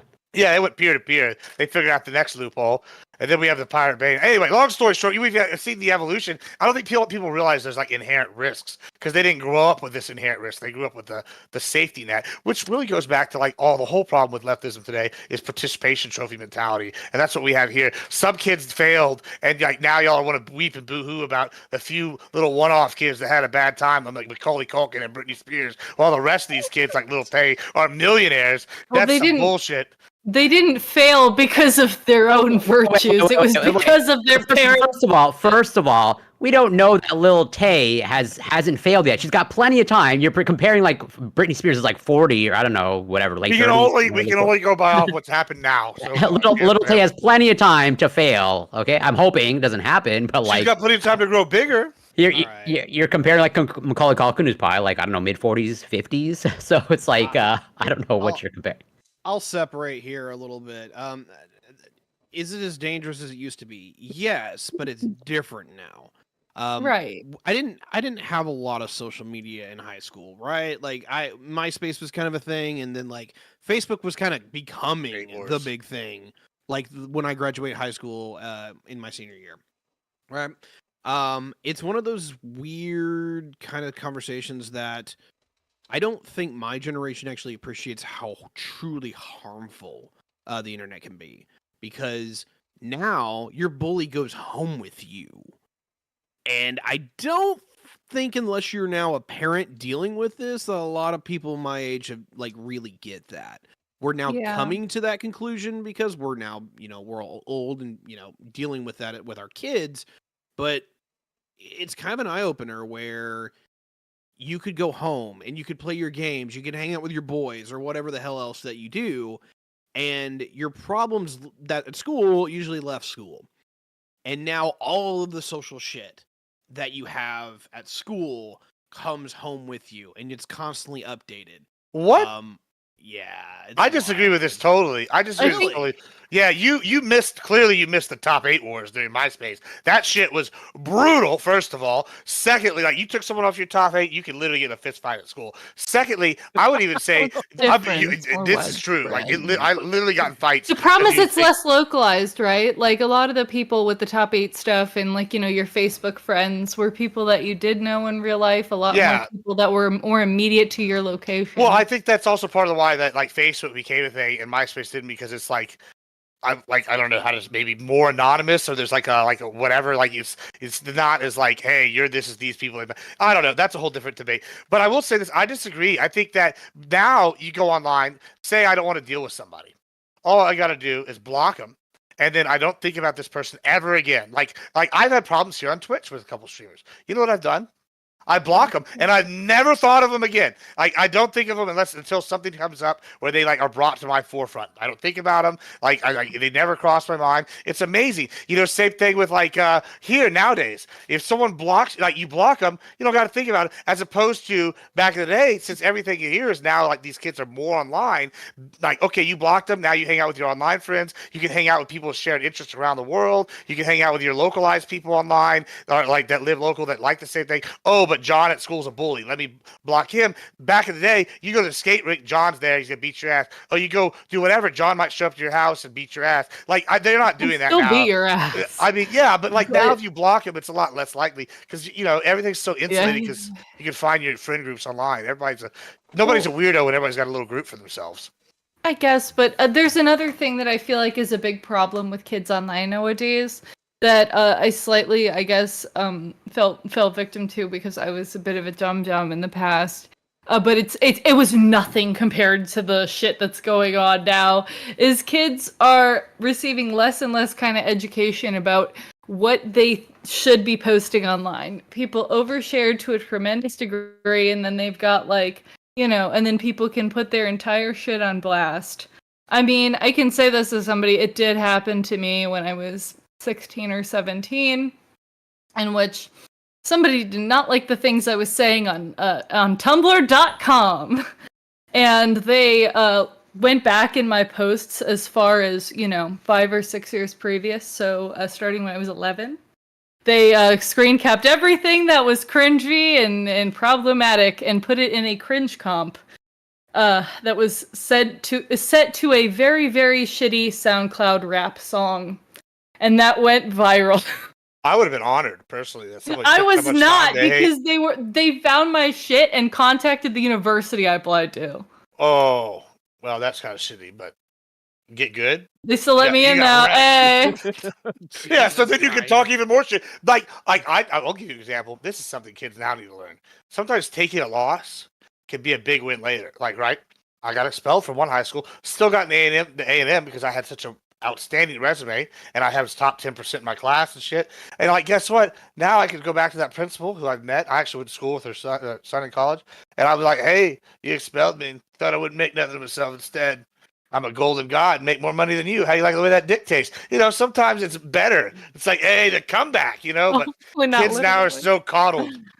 Yeah, no, I guess, the but it's metaphorical like dick. stuff like that does kind of follow people, a lot of the stuff online, in a way that you getting expelled from school. I mean, it might, but obviously it wouldn't follow you to this day, when a lot of these people are getting like stuff brought up about them, or like, put in front of, people that they're applying to jobs. So I really do think that kids, they're not really equipped to think about the which this is a thing for education, by the way. I'm not really a fan of, or I'm not really a kind of proponent of banning minors from the internet, because a lot of it is because the implementation of that would be very difficult and would restrict liberty. But my main thing is education, because people put stuff on the internet and they don't think about what's going to happen afterwards, or that stuff is kind of forever, Well, on That's that true. note, speaking of things that need to be handled on the internet, let's talk about Section 230 and bring up a little Elon in the process of this. Sure. So, Elon. should something be done about Section 230? What are the best ways to handle social media going forward? Hillary Clinton's continued confusion about Section 230 highlights the need for basic tech literacy among politicians. Hillary Clinton has no clue how Section 230 works. She seems to think that repealing it will make websites more likely to remove misinformation, which is backwards.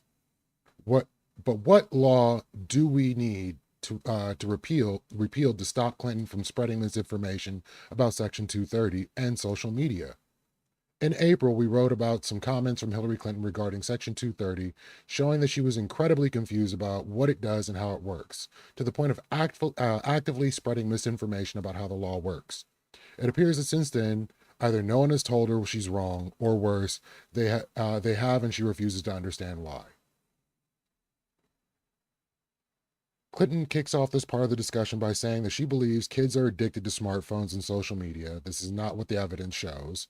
But who needs evidence when you have feelings? Yes, there are a few high-profile politicians and pundits who claim this is true, but the actual evidence is much more complex and nuanced, showing that many kids, especially LGBTQ kids, get real benefit from the ability to connect this way, and only a very small percentage struggle with it, which often appears to be a sign of struggle elsewhere in their lives. So, looking at how misinformation is spread and what can actually protect us from misinformation, should a social media platform be safe to be able to spread disinformation and not have to face any consequences? And at what point should Section 230 be repealed from social media platforms? And I will start with Gibbs on this. So one, I want to go with, as a private company, these companies should be able to run their platforms however they see fit. So if they deem something however they want, whether it's leftist or righty, and they like, we don't want X content on there, they should be able to do so, right? They should be able to censor things however they want as a private company. That's their right. That being said, as the regulation side, yeah, I think if you're holding a social media platform and someone says some wild shit, it's free speech and you're not directly involved and you're just hosting a platform where people can say whatever they want on there, then yeah, I think that you're fine. I don't think we should regulate that.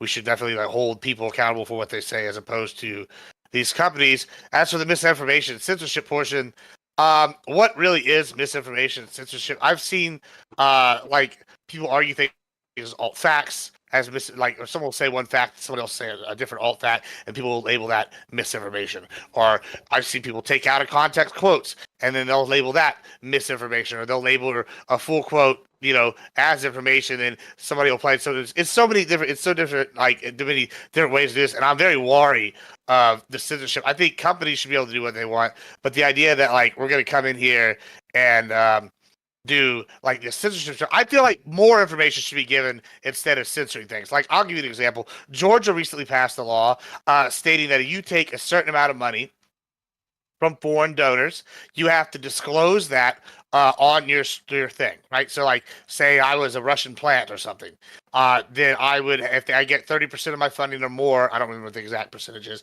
on there from a foreign company, then I would have to put under my name, Gibbs is partially funded by whatever company or organization or whatever from a foreign. I think maybe that would be a better way to go if we were going to regulate, as opposed to disowning things. That way people know what the source is, as opposed to and that then they can decide, as opposed to saying, oh, this is just fake. Because how often we find out something, it's one side has said it's fake and then it turns out being totally true. Just look at the presidential debate. We talked about the transgender thing for illegal immigrants in prison, and oh, haha, it's going to be fake news. And then it turns out the ACLU, she actually gave that speech. So, it's all relative at that point. All right. Thank you, Gibbs. Corey. Yeah, well, so I guess to respond to Gibbs just a little bit, because he just said, companies should be able to do, whatever. Even he, I know, doesn't believe that. Just when he said before, parents should just be able to do whatever want to their children, I got him to concede, well, actually, here's some carved out exceptions. I'm quite certain I can find out some carved out exceptions when it comes to companies should do whatever they want. Okay, so maybe not making some broad, sweeping generalizations. But I would say I also agree with Gibbs on the topic of what is misinformation? What is disinformation? That is a really difficult, at least in my mind and in my experience, really difficult line to draw. And fact checking is difficult. And to maybe provide, I'm going to provide a little bit of a story as to how difficult it is to provide accurate information and to fact check. And this story has to do with myself personally. That goes back 20 years. Okay, and 20 years ago, about 20 years ago, I engaged in a little of a Wikipedia battle that lasted years and years, where I tried to change one word in an article. Okay, and it was repeatedly changed back over the course of 3 or 4 years. Okay, but now you check that article today. Okay, it uses my correction, my original correction of 20 years ago. I have the receipts to back it up. I'm actually gonna write up a whole article about it, because it's super fascinating to me when I recheck the article. And it's oh, they re-implemented my just one word change, where eventually, and I was going back and forth with actual academics, apparently in retrospect. And what so subject was it? It was on organic chemistry. Oh, cute. Love that. But yeah, I will eventually publish an article about it, because that's super interesting. So all that to say, it really is difficult to put out true and accurate information and to fact check. And I don't know what the answer is, because people have the sentiment that sunlight is the greatest disinfectant. But at least as far as I can tell from the evidence in my experience, that doesn't seem to hold true. In that just false or misleading information and overall information that's negative in tone seems to propagate more, and providing just more and more accurate information doesn't seem to solve the problem. So all that to say is I'm not entirely sure what the answer is. My intuitions lie in terms of probably trying to hold companies more, passing legislation to hold companies more accountable for the content that is published on their platforms, maybe leaning towards actually treating them as publishers as opposed to distributors, but I see the drawbacks to that as well. But that's where my intuition is currently at, because I do see a problem and that I don't know how to solve, but I'll leave it there for now. Thank you, Corey. Gotcha. Okay, so one thing that I feel like is like actually like an existential thing as far as especially social media in regards to Section 230 is the whole thing about publishers in regards to copyright. So we've been talking about copyright, we've talked about copyright, but the way that a lot of this stuff works, the reason why repealing Section 230 would be so bad is that basically these companies right now are not liable for things that are posted that are copyright infringement on their platforms as long as they take it down if somebody files DMCA. If that was to go bye-bye, then a company could be sued for hosting information, copyrighted information, or copyrighted photos, copyrighted this, that, and the other, that was posted by any user of the site who has the ability to post to it. We talk about, that it could curb disinformation. I mean, it could also cause companies to straight up not let people post jack shit anymore because they're going to get sued out the ass. Everybody's going to be lining up with lawsuits. Like, you post something that's got 10 seconds of like some copyrighted song in there, and then all of a sudden, like some artist is suing YouTube. YouTube's not going to let you post on there. Like, we're going to be talking strict regulations that are going to affect freedom of speech negatively. So, I mean, I feel like that's one thing that is what the people don't understand about Section 230. Like, this could be an existential thing as far as user-generated content. So, yeah, that's my take on it.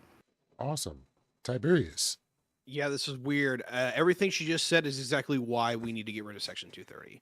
We absolutely have it to where people can just do whatever the fuck they want, and they're not actually liable for it. Actually having it to where companies have to suffer the consequences of the bullshit that's posted on their sites is a win. Like, we actually can go back to the days of, if you're a village idiot, you're treated like the village idiot, not given a fucking platform to be the next Kim Kardashian or Donald Trump. This is one of the reasons why these people are around, is that we literally have made an entire environment that actually feeds the narcissism and the pathology of these people.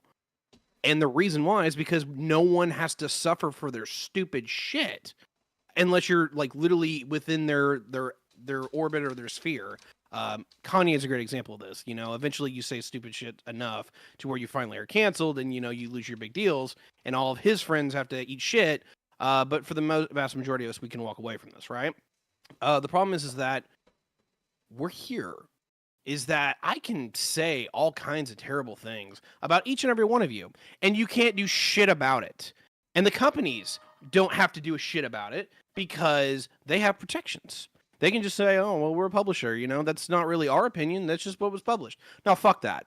Stand by what you publish. And if you can't publish it, then too bad. You don't deserve to be on the fucking internet. Like, I want actually people to pay the cost of what it means to use this fucking platform or any of these platforms, because we don't. We get a free ride. Problem is the product is actually you and your data. And we don't even talk about that part because that's the part that's invisible. Anyway, I'm done with that. I think 230 needs to go.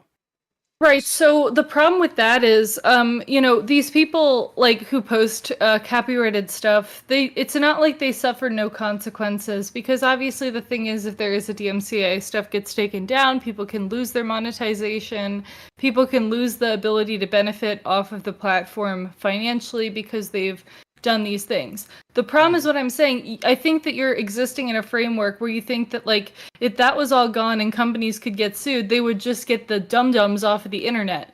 But how would they know? If you post something once and then they can sue YouTube, YouTube's not going to even give you a chance, bro. Because if they give everybody a chance, you get one strike. Oh my God. That's going to be capital IT. Like, YouTube is actually going to vet you on if you're worth being on their fucking platform. How on planet Earth could they vet you that you're never going to post even just a little bit of copyrighted content, even against your knowledge, even that you don't know? Holy shit, we're going to make her conservative yet? I'm loving this. This is great. I mean, there's levels... Am I fighting your battle, Skips? You're fighting my battle. You're saying all things I want to say. No, that's fine. Like Okay, so number one is that we do the same thing with radio, we do the same thing with television, we do the same thing with all of these mediums, is that you actually have to prove before you go on the airwaves that you are worth the fucking time of the broadcaster. Well, we don't have to do that for the internet because the internet's fucking super duper cheap. This makes it where it's not. You This don't. actually No, makes you don't, Ty. No, you don't. If I go, Oh, yeah? I could go make an AM radio station right now. Yeah, and if Yeah. you do like dumb shit on it, literally you will have FCC. it's not the like the FCC. Yeah, but I don't will, have to like, prove. I don't have actually to get you. prove I'm anybody.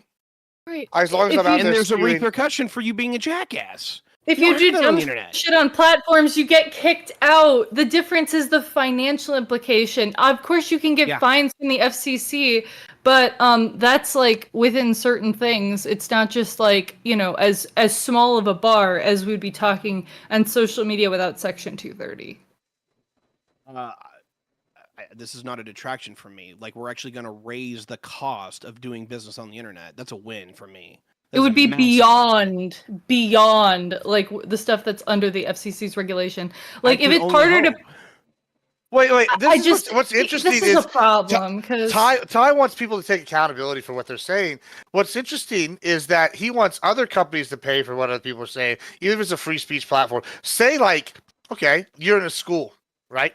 You're in a school and you have a high school bully and you get tired of him and you beat him up because of something he said to you and y'all fight. All right, are you going to also hold the school accountable and now charge the principal with assault for you two also being in a fight since it was on his property? It's on the school property. Are you going to like charge the administrator with that? How about if you get a fight at an arcade? Like, are y'all going to charge the administrator like for a fight between two people? Like, if they're adults at that point, like, what's the line here? You're basically saying that now companies that provide a service or now have to regulate everything that happens in their establishment, or they're going to be held liable for every action. Now, there are some I don't think cases. that analogy holds at it all. does. Yeah, It I don't does think this is hold. That's analogous, exactly but it. like, let me. It's absolutely analogous.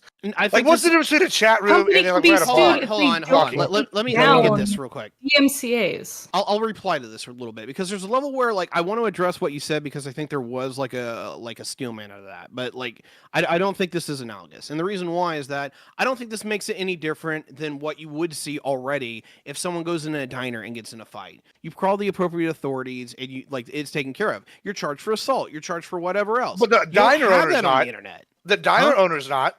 Right, because the diner owner like didn't actively like encourage it. Oh, so if I make a post right now on Facebook and I They type, encourage I you don't- by opening the diner. If you take out Yeah, an ad in a encouragement- newspaper saying like, "Hey, $50 to kick this guy's ass," yeah, you're gonna suffer Okay, repercussions. Hold for on, it, right? so hold on. If I put out an ad, this is a better analogy for that. That'd be more like an ad, put an ad on their menu, right? If I was gonna pay, or as opposed to like what you're saying in a diner, like that'd be like me going on Facebook right now and I just typed, I don't know, I hate XYZ, and then this guy getting mad and whatever. Now instead of that, if we get in a fight, the diner's gonna get into trouble and me because I used their spot for me to post this. That's ridiculous. No, That's that's what not you're ridiculous. arguing. Actually, that's base as fuck. Like the diner getting in trouble for Because something I that they just put said, on I their just menu. yelled, no, not just on the menu. If I just go to the diner and I'm sitting in there and And I you yell, just- I hate Bob, and Bob comes up, beats my ass, is the owner of the diner gonna get in trouble just because he owned the spot where I could go yell? No, he Because doesn't. because that's the equivalent to like typing a Facebook or a Twitter status. That's totally different than if I go and type like, oh, an ad in your scenario or an ad where I bought space on there. Sure, maybe that might need to be have some sort of regulation or something. course. But that's totally different, and even then I disagree. But that's totally different than the scenario of like, hey, made a Facebook post, and then oh, well, this guy said something racist, so sue Facebook for it. Like, give me a break, bro. So the problem is like the way your head connected this is kind of weird, but I'll at least try to answer it in the best way or respond to it in the best way that I Sure. can. When you're talking about like the furthest reach implications, like if you're kind of slippery sloping me, like I guess I can see like where you're going. The problem is that we're not talking about the medium of a diner. We're talking about the medium of an information conduit, right? So this is more analogous to if you did this on television, if you did this on a newspaper, if you did this on the radio, if you did any of the shit that I can get away with saying on Twitter or on YouTube or Twitch, like there's not a lot of repercussions on these, but there's a hell of a lot of repercussion on not only the person or myself for broadcasting that, but the broadcaster who hosted me will suffer replications because of the shit that they allowed. That's fine with me. I think that's base. I think that's one of the reasons why we don't have 90% of the horse shit that we do online as we do on the radio, even with the crazy ass talk radio that we get. Like, you don't see most talk radio going and being like, hey, KYS. Like, unironically. They should. Bro, what do you listen to the radio? Bro, have you listened to the radio? Wait. Can I just add on? I don't want to build on Ty's point because I think we already do this. So I'm not a legal scholar and Lactoid's not here, but I'm pretty sure. Okay, I invited him. He said he's going no hunting. lactoid. This might not be a one-to-one analogy, but I think it's more analogous to like I'm pretty sure. Okay, I could be wrong, but I'm pretty sure that if you're driving a car and your passenger possesses drugs, okay, you are liable for that. As in, you can both be charged for and people seem to be okay with that. Okay, there's not riots in the street of like this. As in, we understand, and most people connect the dots, and I think that is way more analogous than your diner or whatever scenario. I do have ethical considerations for this one because it's a little sideways for me. But in Indiana, who's okay with that, by the way? Hold on a second. Like my state has this as a law. It's I'm called okay with maintaining. It's called maintaining a common drug nuisance. Sorry. Yes. Right. We literally will I'm not okay with charge you if you are consistently around people who are getting charged. We will literally do that in Indiana. Because, like, at a certain point, it literally is, yes, stop entertaining people who are terrible around you. Like, you literally breed the environment that you allow. And I'm sorry, I'm kind of losing my thoughts because this is kind of just like 1 + 1 for me. We allow terrible environments. We allow people to get away with crazy ass fucking wild ass shit.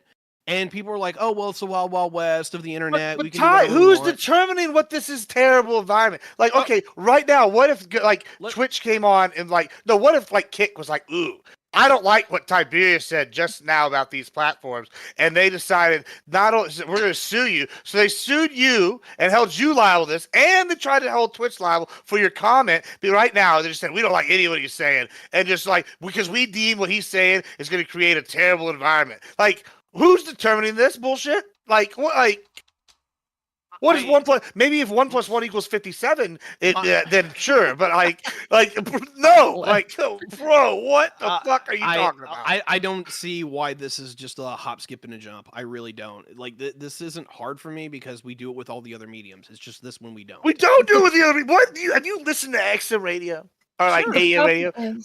People They have the craziest fuckers on these channels. I heard a guy say the other night talking about how he got anal probed by aliens and then killed somebody, like whatever, like, and this is a jail, like some murder guy, like bro. You gotta be kidding me. They're not saying KYS on these channels. They're saying all sorts of bullshit, and the FTC or whatever their organization is not taking them down. Two things. One, there's definitely misinformation and bullshit. Like talk radio is fucking full of it because it's all political hype, right? There's a difference here that I'm trying to like outline because I don't know why like this conversation always gets choked up. Like unironically, like your own intro was what I was hearing from lefties a couple of years ago, but now because the conversation's a little flipped, everyone's kind of changing sides, and it's weird. Lefty. Nah, because this is an individual liberty thing. I love Lefty Gibbs. Oh no, it's not Lefty Gibbs. This is conservative Gibbs. This is authoritarian, like lactoid over here, which is they can be left or right. He's a leftist authoritarian. Don't let him lie to you. Look, so my general issue here is that like, for me, it's the simple point of this is that it's kind of a math equation. The cost of doing business on the internet is literally at record lows on every level, right?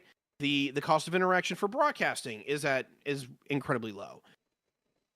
Even on XM, right? Which can get away with some wild shit. Talk radio gets away with wild shit. I'm not combating this because, I don't like what people are saying and I expect the arbiters of truth are going to come down like avenging angels and crush the liars. That's not what's going to happen. The entire point of this is that broadcasters actually are going to be held responsible in the same way that they are for all these other platforms. Sometimes it is a little bit more loosey-goosey, right? XM is not regulated to the same degree that FM radio is. So, like, I'll give you that. But, like, unironically, what I want not only just in like the repeal of Section 230, which would do 90% of a lot of the work I would do, is that I would just simply say that the internet has to be regulated by the FCC, and the same reason that we have for all the other damn mediums of platform. I really think we're gonna get there. It's just, are we gonna take 10 years to do it, or are we gonna take 30 years because of my freedom? Like, that's really all this conversation boils down to me. Is like, hey, it's the Wild West. It's a cool time to be alive. We can go around saying all kinds of wild ass shit on the internet, but like, have we not done the calculations here yet? Where it's a national security risk because of our, foreign adversaries can permeate it. Tenant media looking at you. Maybe I'm just not a pussy, bro. Like that's Maybe what we this should sounds have like. to- Like you're just like, oh no, anybody can say anything. My pussy hurts. That's what that sounds like, bro. I hate to be vulgar, but bro, clean the sand go out. for it. Holy feel shit! Like that's fine. I feel the like, same way whenever you're just like, it's my individual liberty Bro, and freedom to be a complete But you should be able to douchebag. say anything, bro. You who are you to tell me what's No, information, what's misinformation? look, Why shouldn't I be able to judge? We should be giving people more information, not less information. I will take the liberal take of saying, hey, look, you can say whatever the fuck you want. Katya, you're up. I will after. not. I will take the social Right. conservative take of saying, look, you can say whatever dumb shit you want, but when society comes at you with pitchforks, whether it be through lawsuits or just canceling your ass, that's 100% on deck, and I'm fine with it. It's pretty Hold on, crazy that when good. you have the most Katya. right person and the most left person on the panel here are in agreement that what you're saying is bad. That's great. Like, I'm you should sorry know that that's the a bad radicals idea. are jackasses, but But sometimes we're not the even horseshoe radical. is Oh real. my god. Close. All right, Katya. I'm radical for free speech, but yes. So basically, one thing that I feel like, I mean, I agree with like the concerns about stuff like tenant media. Like, I believe, for example, anybody who's posting news should have to basically like put out their what their nationality is and who's funding them if they are funded. These should have to be put out there. But my biggest concern, right, in addition to like stuff that we were talking about, before with some of the freedom of speech stuff, my biggest thing is the copyright. Because moderating copyright is generally harder than, like moderating the craziest speech ever on platforms. Because you've got another party willing to sue a lot more than people would be willing to sue. If somebody tells me KYS on fucking Twitter, if I could sue them, would I? No, that's so stupid. But if somebody's, like if it's not just somebody, if it's like a massive like conglomerate that owns a piece of media and they are litigious and they have the ability to sue, they're gonna sue left and right. So how are we gonna prevent people from being able to from like, how can we be certain when we let somebody on somewhere that they're not going to ever slip up and post something with copyright? You can't. So people are going to just like not be able to post just pretty much anything online. Okay, so there's part of this I can really engage with that I think is easy to, and the second part is kind of where I feel like we jumped the shark. So the part that I can engage with is that if we're expecting a world where the record companies and like the owners of digital media go on suing sprees because of how much music or content of theirs goes on to other platforms and they don't get their cut, that's definitely a concern, but I'm not terribly worried about it because I think there would be basically a reconciliation or an agreement on most of these to figure out what they were going to do. And yeah, it would be a painful transition, but I think it would be fine. The second part where you kind of jump the shark for me is just like, oh, no one would ever be able to post anything ever. Well, I was being a bit hyperbolic there, Okay, right? sure. But let's bring this back to Earth, right? So it's not that nobody would be able to post anything ever. It's that the amount of vetting that people would need and the amount of oversight that people would have would exceed what people use the internet for. Because I, at base, think that people use the internet for a very different reason than, TV and radio. So we talk about these things as equals. People use the internet as a public square in the way that people use TV and radio for dissemination of ideas strictly as far as like news, like usually as part of a company, and to make money. Like those are more business platforms. Yeah, it's a public forum. You're absolutely correct. Yeah, that's actually why I want to see this. I want to see the end of the internet as the public forum, because the public forum is the fucking outside, the actual public forum. We've had this weird idea that we want to change the online space into a public forum, and I think it's cancerous. I think it's absolutely disastrous. And like unironically, yeah, I want to see that go away. I want to see this like this medium as another place of doing business, not people just being a bunch of jackasses. Because I think it would get rid of not only most of our social elements that we're having to deal with, but it also have to we would get rid of, goddamn, like 90% of what's the word I'm looking here for? Negligence, I think is the word I want to use here for it. Like, people are not responsible at all about what they type, about how they interact with people, how, like, the general They're not there's often no responsible what they say in person, like out into the world. Like, Yeah, who No, gives a well- shit where the public and nobody How are regulates you what people not? say in public. wait, I- people don't care or do care? I said they were negligent. People are negligent about what they say in public. Sure, like they are, and the cost of doing business in that is like you have to like go out, do that, and then suffer the repercussions for it.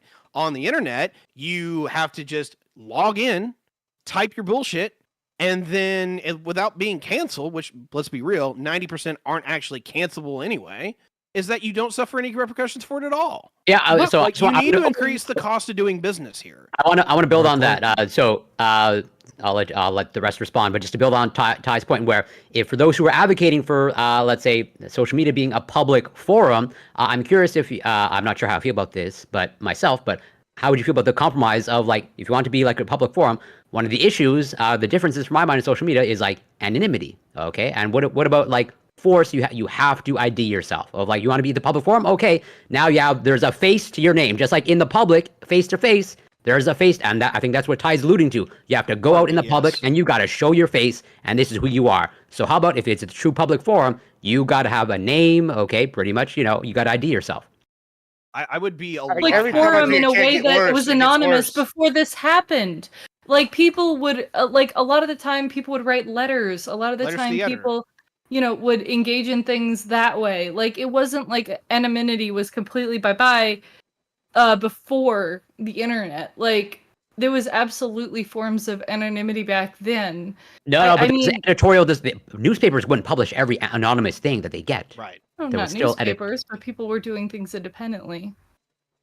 Right. There was Wasn't still huge. editorial. Some would. Hold These on, are some underground would. publications. These are What is a like, personal? What is a personal ad, boys and girls? What is that? You can like, Obviously, oh, those were moderated. Oh, but- hold on. Oh, yeah, hold on. That's the closest equivalent would be the personal ads to what we had, right? And newspapers would post those as is. So, like, don't tell me they wouldn't post every anonymous thing, because they absolutely do. What is misconnections? Like, y'all don't remember what these things are? Like, you would go in there and you would say, oh, Yeah. so-and-so, like, I missed you at the bonfire or something. You could type that or whatever their fucking bullshit. Like, it was literally like letters, like they anonymous. They had no information. Meet me at this time. There's literally, what's that song? If you like pina coladas, they're literally writing anonymous love letters to each other, and then they find out, oh, it's you. Like, what? Like, come on, guys, y'all are literally going insane. Like, here, like, I don't like. First of all, no, I, I'm not doing I wish I anything. was going insane, But because like, you are going insane. No, Okay, Corey. but then you're agreeing with it. Then you're agreeing. I think you're agreeing with the underlying point of then social media and newspaper, they're not the public forum. Okay, They should And be the they're- public. They can be whatever. Like, well, that's a well, whole different thing. That, Yeah, that is disconnect. no, If you Hold can't on, have they a should public absolutely speech. be the public. It can be a public. Listen, just because okay, say I'm at a public forum in public, like in like a church or wherever, like they're doing at a school, wherever they're holding the town hall, and I'm Bob in the back, and I just yell, or whatever my question is, and and then I walk out. They're gonna know who the fuck I am. They're gonna just be like, "Oh, some random fat dude yelled something," and they'll know nothing else about me. Maybe someone figures it out somehow, but sure, that's still anonymous. Maybe I'm wearing a hoodie and a whole bunch of other stuff. Like, it's a public forum. But, yeah, but but like, there- what? I don't. Who are y'all to tell me what a public forum No, no, should, there's- shouldn't be? A lot Why of the shouldn't I be No, able to like, use any of these things in public forum? That's That's why I want to ridiculous. fight. You're just And I- anti-freedom, and you hate like America. Like, that's what this is. It's I'm like I'm the only a like, in America.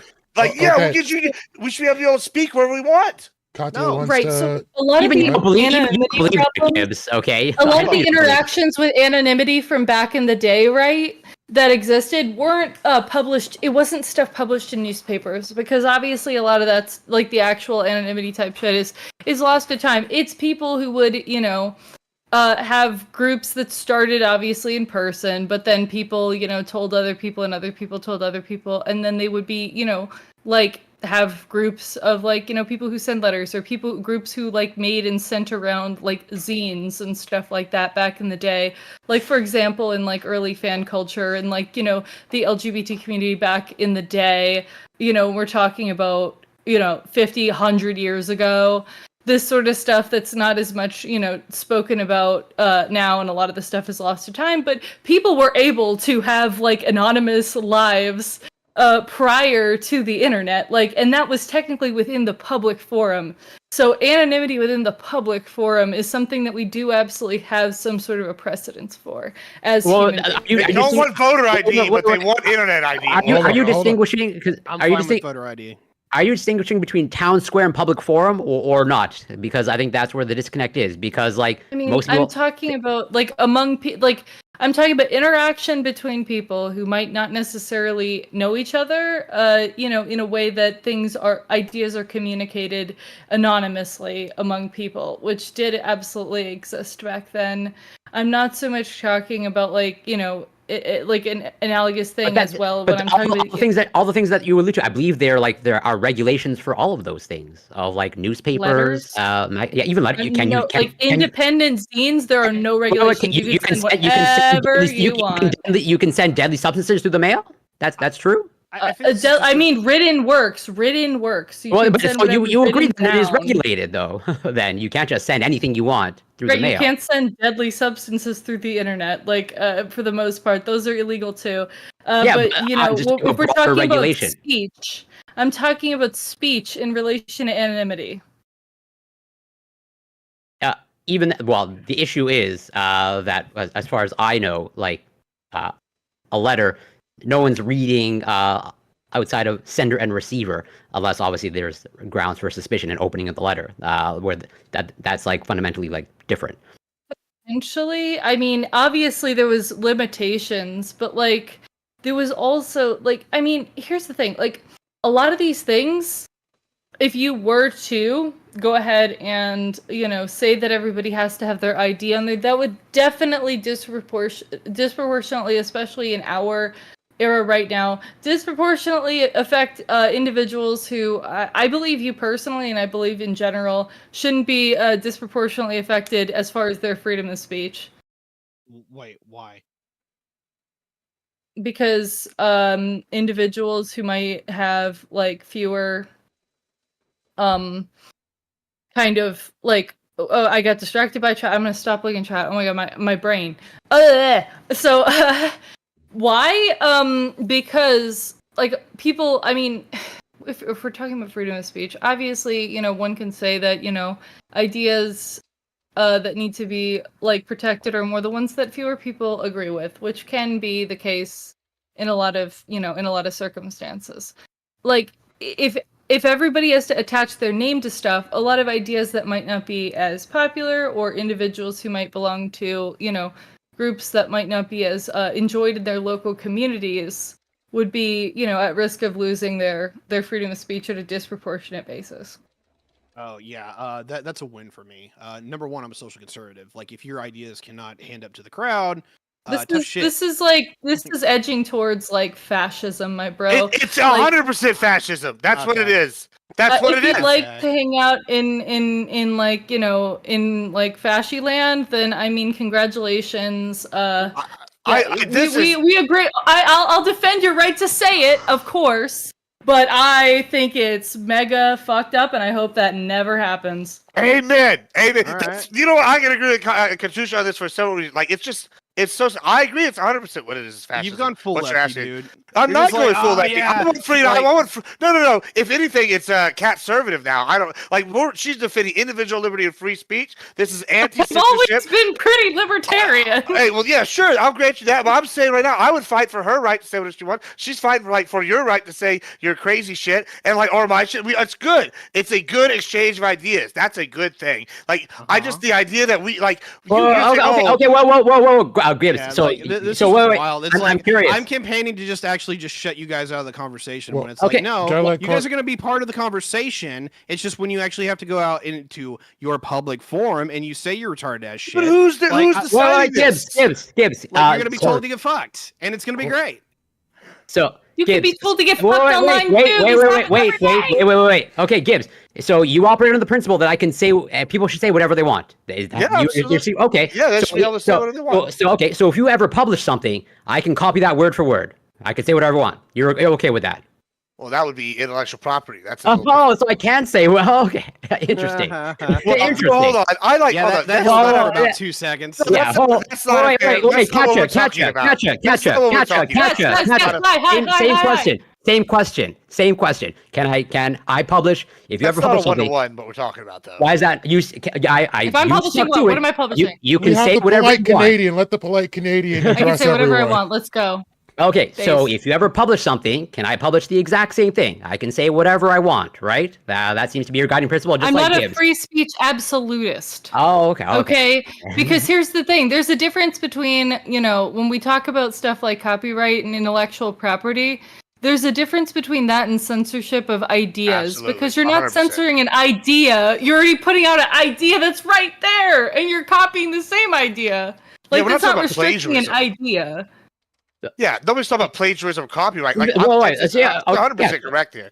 So I don't have the right to my own labor then. So you're not actually free then. Okay, this is what How do you you're not doing. have You're like to- conflating like the copyright thing with like with censorship, right? Outright. Okay, Yeah. that's totally different. How is that not censorship? The I'm just okay. Can I just change one word then? Okay, is it a I can- form of no. censorship? You Sure, can- I'll grant that it's I'm a sure you can form put it out there. You of just can't censorship. profit from it. Yeah, I'm not saving liberty. I'm not going to sit here and go, yeah, all the way further down the line. Yes, I'm going to say, yeah, it is a form of censorship. I'll grant that caveat. There's your exception. You got me.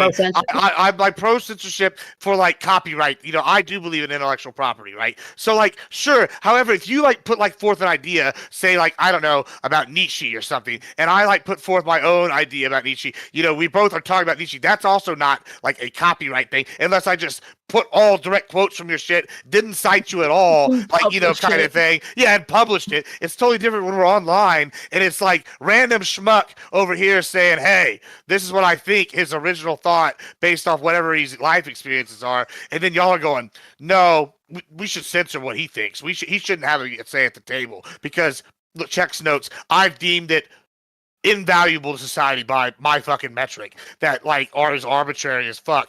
You got to be goddamn kidding me. This is insanity. I love it's it. fascism. Like that's I what that fucking is. love Yep. It's like I'm like, hey, you guys Yeah. should actually, have to pay for fucking like using the internet, and instead, what's the conversation? I'm shutting you down. I'm instituting the ministry of truth. We're coming to get You you. are. You're all liars. It's No, like, hey guys, you're all listen. coping because your ideas are shit. Define Let's just be pay, real. We're please. coping. Define pay. We're coping. I mean, Define nobody's pay. you're coping from 1945 Germany, bro. Like, I don't want to hear about us coping, bro. Jesus Christ, bro. Like, this is literally fascist apologia. That's what this is right You now. just said you're pro censorship to some extent. Same thing with Cat. Let him make He's a it. Let him fucking say- fash, man. I'll Shut him down. actually, Shut him uh, down. He wants censorship. I don't want to Fucking shut Hey, down. I want him to wait, say his oh, stupid wait. shit. Please define pay, Tiberius. What does pay mean? You've said pay 50 times. What is pay? Who is pay?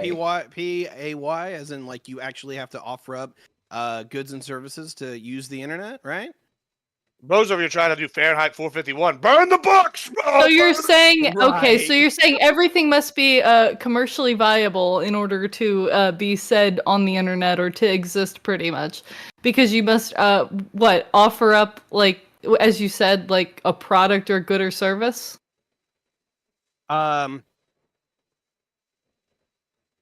Sorry, I'm thinking about that one because I know you're trying to nail me down here a little bit, and like Yeah, because you say pay, and I don't understand. 'Cause pay could mean like 50 different things.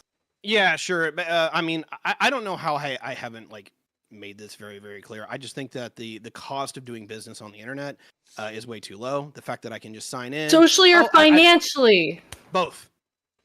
Okay, and in what ways for each? Can we separate these, please? Because they're together, and that's being hard, or that's kind of hard because we're arguing on two separate fronts. Because I know we've argued about copyright money, blah, blah, blah, and now we're arguing Sure. about the social stuff, so we need to separate these.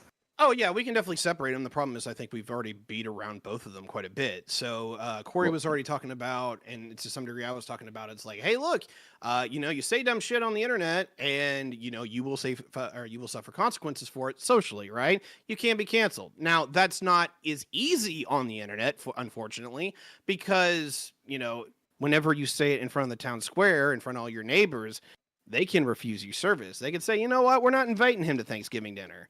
But when you have the interaction that we're already at now, to where you can just say all the shit and you can build up your group of friends from all kinds of loserdoms across the planet, and there's really nothing that somebody can shut you down. Those modus operandi into actively deterring you from being a jackass no longer work, which is kind of my entire thesis statement here. But go ahead. My problem too here is, right, I think that the internet, I mean, it's got to be more difficult to to cancel people, kick people off, to balance some very, very important thing that we no longer have, that we used to have, like I'd say mostly like 1970s and before, that has been completely bye-bye, is the idea of that okay, let's say you're a fucking piece of shit and you fucking piss off all your neighbors, and your neighbors fucking, hate you because you're such a jackass. If you say, oh wow, everybody hates me, I want to stop being a jackass. Like, you could literally move to another place. There would be no fucking way for anybody to determine what you said. People could straight up change their name and forge all their fucking documents. That shit was printed on paper, and there was no computer. Nobody's gonna check those records. Like, you had that way of anonymity or changing, or like this sort of freedom that we no longer have. So that, in conjunction with the same kind of restrictions of like being held as socially accountable, is like absolutely freaking crazy, because shit follows you in a way that it doesn't speaking in real life, so it shouldn't affect you as much to compensate for that. That was exactly y'all's argument for Little Tay. Like, this shit's gonna follow her forever. So like, you can't have that argument and then go, well, there's not going to be any consequences if for them posting something like that's ludicrous. This whole idea concept here. The only thing that's coming up with is you don't like certain people's takes, and you want to be able to judge which takes are worthwhile on the internet. That's crazy. That's crazy. Yeah, it is crazy, because it's not remotely what I said. Like, that's what you're advocating for. No, it's not, because like I'm literally advocating like the same rules that even like Sirius XM that we already just disclosed. Where you can say anything. Where you can say anything almost. I don't know if you ever listen to Howard and I'm like, Stern? hey, look, this medium is fine because the regulation that it has is appropriate. The cost of business that it has is appropriate. You can't just literally engage with it on a point and click and go. Now, maybe you, being Mr. Moneybags, could figure out how to do that. More power to you, sir. But that's not the point. The point of it, the matter is like, we are able to just go out, do this shit, and it isn't about what you say. It's how you say it, where you say it, and how effectively you can reach other people. Why does that matter? Why does it matter? Why shouldn't anybody be able to say anything wherever they want, how they want to, and if it reaches a bunch of people, great. Like, if it doesn't reach anybody, cool. Why are you so upset about the average man being able to be able to speak to like an audience? Like, do people not deserve to be able to reach an audience just like that? What is that a bad thing? That is a good thing. Okay, I actually do think this is a bad thing. So we can at least get to that core detail. Stop it, Gibbs. Yeah, unironically. Yeah, so why is that a bad thing? There's a couple of different layers here that I need to peel apart. Onion. Like an onion. Actually, yes, it is like an onion, because there's different levels of priorities and there's different smelly levels. One. It's a very smelly onion, let me tell you. Where are my priorities in my onion? There's some what now? There are priorities in your onion. Of course there are, right? Because you want to... All right, core the onion. Right? No, this is why, like, we're always going to have the conversation of, like, how far should free speech go, right? Well, the entire point of the whole conversation is that us, as an electorate, are supposed to be able to get together and actually chat about the things that we agree and disagree about, so that, whenever we go to vote, We actually have an idea what the fuck that, we care about because we've not only engaged ourselves, we engaged other people, right? So like core there, like we acknowledge that, we all agree, right? We don't have to excuse me. We do not have to It's not relitigate just that about one, right? that, though. It's also about the government not being able to decide what is like proper speech and what is allowable and what isn't, and then basically like take people's freedoms in the way of arresting them for that type of speech. Okay, this is where I lose my shit with you. Is like that's a very romanticized version that even the government does not fucking attribute to, right? We have laws against sedition. We have laws against like certain shit and actions that you just legitimately cannot do, and the government will kick your fucking ass for it. Right? Well, okay, what are those laws other than sedition? They're pretty extreme. It's clear and present danger for the most part. Yeah, it's clear Which that's when it goes beyond speech. Right. Those are beyond speech. So no, that is speech. Let's not be stupid about this conversation. Technically, I mean, at this If point, I say let's go commit a crime and you go okay, that's beyond speech because we're gonna go do it. technically at this point we God. are getting to overtime. So we definitely have an open panel. So if anybody wants to stick around for open panel, or if they need to dip, I don't want to hold anybody hostage. So anybody need to get a closing statement, an outro? I do, unfortunately. Oh, definitely. Unfortunately, you leaving me alone? You came for war, Corey, and I have been here for it and appreciate you showing up. You've been awesome. Yeah, thank you.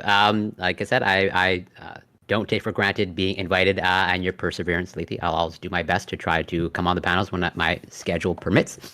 It was entertaining to me getting what looked like the self-ID libertarians to at some point be pro-censorship. Like, oh yeah, when I make it conflict with certain values, and now into lecture them, I wish Scott were here. Like, how about the labor theory? Like you're entitled. I'm not a libertarian, for the record.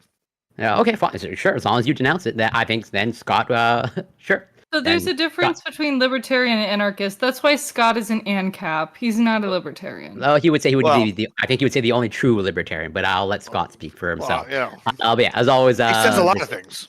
This was great. God bless Scott. All right, Corey, I go respect ahead, Scott. buddy. That's okay. But yeah, this fantastic, entertaining. You can find me on Twitch, Corey Campbell 84, Twitter, X, Instagram, YouTube. It's Corey Campbell. And yeah, Ty, Katya, Gibbs, thank you so much. And Lethe, always a pleasure. Super grateful to be here. Thank you for coming through. You have a good night. Take care. Be well. Peace. All right. I did find it interesting to see how the teams flipped, because like I think I was with Gibbs on topic 1. And then against Corey and Kat, and then we flipped to where it's me and Corey versus Gibbs and Kat. That was interesting. Well, it's not surprising to me. See, Corey, being Canadian, he believes in censorship to the max, and I would argue that Canada has quickly become a fascist country, in my opinion. So that didn't surprise me at all. More on track to becoming communist. Let's be real, right? Authoritarian, which is what you want, wish. So No. yeah, I need my leather. I need to eat the leather boots. I need to lick them. Okay, you have called me out on my pathological urge. Okay, I'm gonna have to get the spider for you. See, I do too, but I keep that in the bedroom and I don't let it affect my political beliefs. That's the thing. Got the right idea. Oh man. Yeah, so we never got to the actual core of why I brought up this topic, because Ty definitely made war over this one. Not quite. It's literally Elon. So Elon Musk used the algorithm in his platform. Saint Elon. It's Saint Elon. This motherfucker. To basically amplify certain voices and keep other voices kind of on the down low, and also made his voice the loudest voice, which allowed him to help guide an entire election. So at what point should Section 230 stop protecting a platform? If we're still going to have this is bullshit. Yeah, this is bullshit. First of all, nah, you ain't getting away with that fucking framing. I'll tell you what, that's bullshit. Because Zuckerberg and all of them were in cahoots for however long doing this on one side, and finally the conservatives, and Elon's not even that conservative. He comes in and buy Twitter, and everybody gets a new voice on there, and suddenly, oh boo hoo, mamma mia, bro, it's ridiculous. Nicholas, I got something just for this scenario right here. Let me just break this bad boy out. I fucking. Oh, you gotta be goddamn kidding me. Something. You always have props. I love Oh, it. you gotta be Very kidding me. cute. This is where yeah. this is where I'm gonna split hairs, and this is What I'm where gonna say like, before you go there, Ty, we all actively know that there were Russian bots and Russian influencers paid by Russia all right through this platform. So should we ignore that to allow for what Gibbs is talking about? All right, let me split hairs here. Okay. I don't have a problem with the Elon part because one, it is conforming to the doctrine that we have publicly stated with 230 being infected, where it's like, hey, look, this is literally a fight where whoever's probably going to throw the most money at it's going to win. If the libs want to dominate social media, they can, but they got to buy it the fuck out. If the right wants to do that, that's what they're going to have to do. And we're actually kind of seeing the fight happen in real time. I have no problem with that because that actually means there's a level of like political engagement, and more importantly, is that it shows that the system is fair because people can make gains and losses, at least to a significant degree. So like I don't have an issue with that, and that's not what I'm trying to get 230 to go away for. The issue that I think 230 going away will really help with is that when you have the ability to actually start saying, hey, look, you're responsible for this crazy shit. And by the way, I think that, this shit that you're posting is pretty nefarious. I would like to find out that in discovery. Well, then how long does it take before you start outing all the tenant medias? How long does it take before you start outing all this? Like, I personally would just like to skip this to being just literally your internet site has to file with the FCC.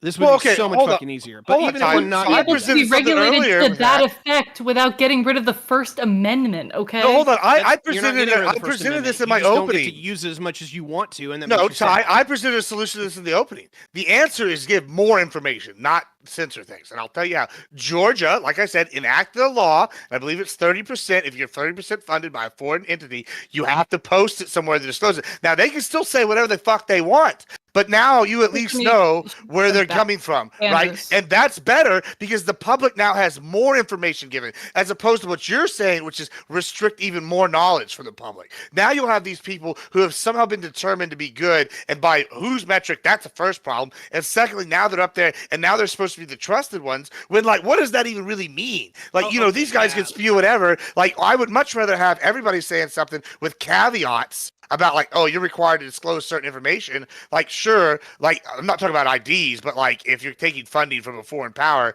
yeah, I would be okay with giving more information as opposed to, like, taking it. Like, now, I would rather not have to do either, but if I have to pick one, I'd rather do that one. I'll definitely give you that it's a win over the current state. Like, actually being like, hey, you gotta, like, show at least some credentials is definitely better than nothing. So, like, I will definitely give you that. My general issue here, and I got to remember exactly how you said it, because that was kind of the key point. Like, I kind of want to reverse osmosis this bitch and go like, hey, what do you think I'm actually advocating for? Because clearly we're not on the same fucking page. Because I'm like, hey, when I say, like, we're gonna make the cost of doing business higher, it's like, all right, I don't know what all the steps are, but I know that I could probably set up a Sirius XM channel, right? But I got to go through quite a lot of steps to do it, and it's probably going to cost me a penny or two, right? Like, we agree on this, right? That is like the step, like, this is unironically, this is the step after you have this first step, which is to have the Gestapo come and catch people for what they say online. Like, that's the first step. And then the second step is we nationalize free speech now, and only these people can say. You're literally advocating for the second step in a fascist, like, governmental information system. I think the problem is that, like, people don't use it that way, but you want them. That's what I'm going to say, because you've said it yourself. What you advocate for is that you want people to be using the internet for enterprise and not as much as, like, a public forum type thing. And, you want, right? And you want, like, that type of public square type, free speech type, First Amendment type conversation to only occur in person around your people that you live near, or that you're, directly involved with in real life. But, as I'm saying, like, that's not really the way that people use it, and then making everybody go back to it that way is just kind of like, by this point, it's kind of, it would be a negative. There's a negative to having it, but I think there's a bigger negative to taking it away at this point because of how much society has changed. You're doing the thing where you're like, we need to return, but like return with a V to the past and like go back to the way it was, and like, it's like you can't turn back time.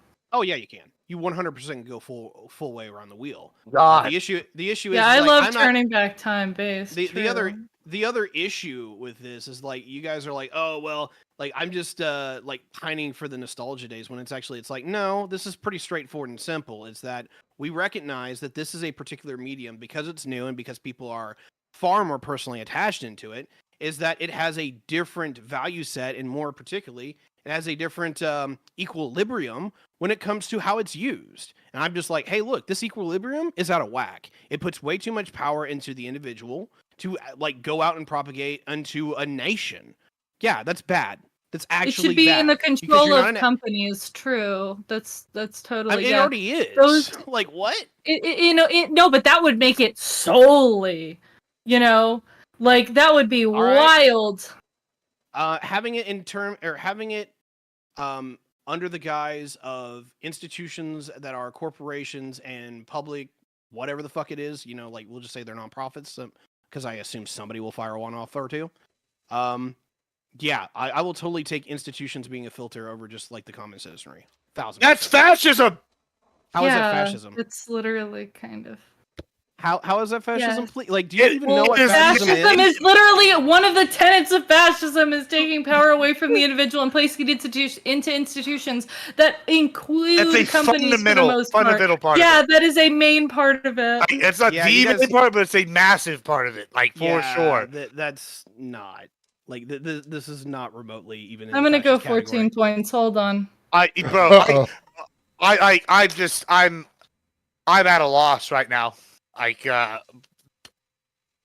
yeah, like fascists openly believe that it's one of, or excuse me, fascists openly believe that like liberalism is just terrible, right?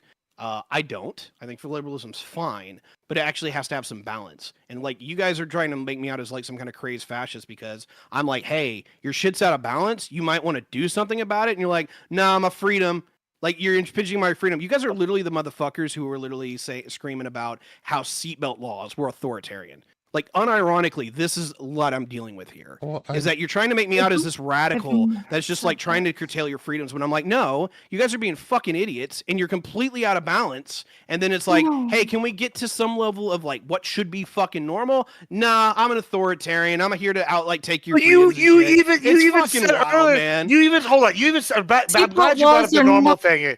I'm glad you brought up the normal thing. He said this earlier, and I wanted it when you were arguing with Premier Conti over here.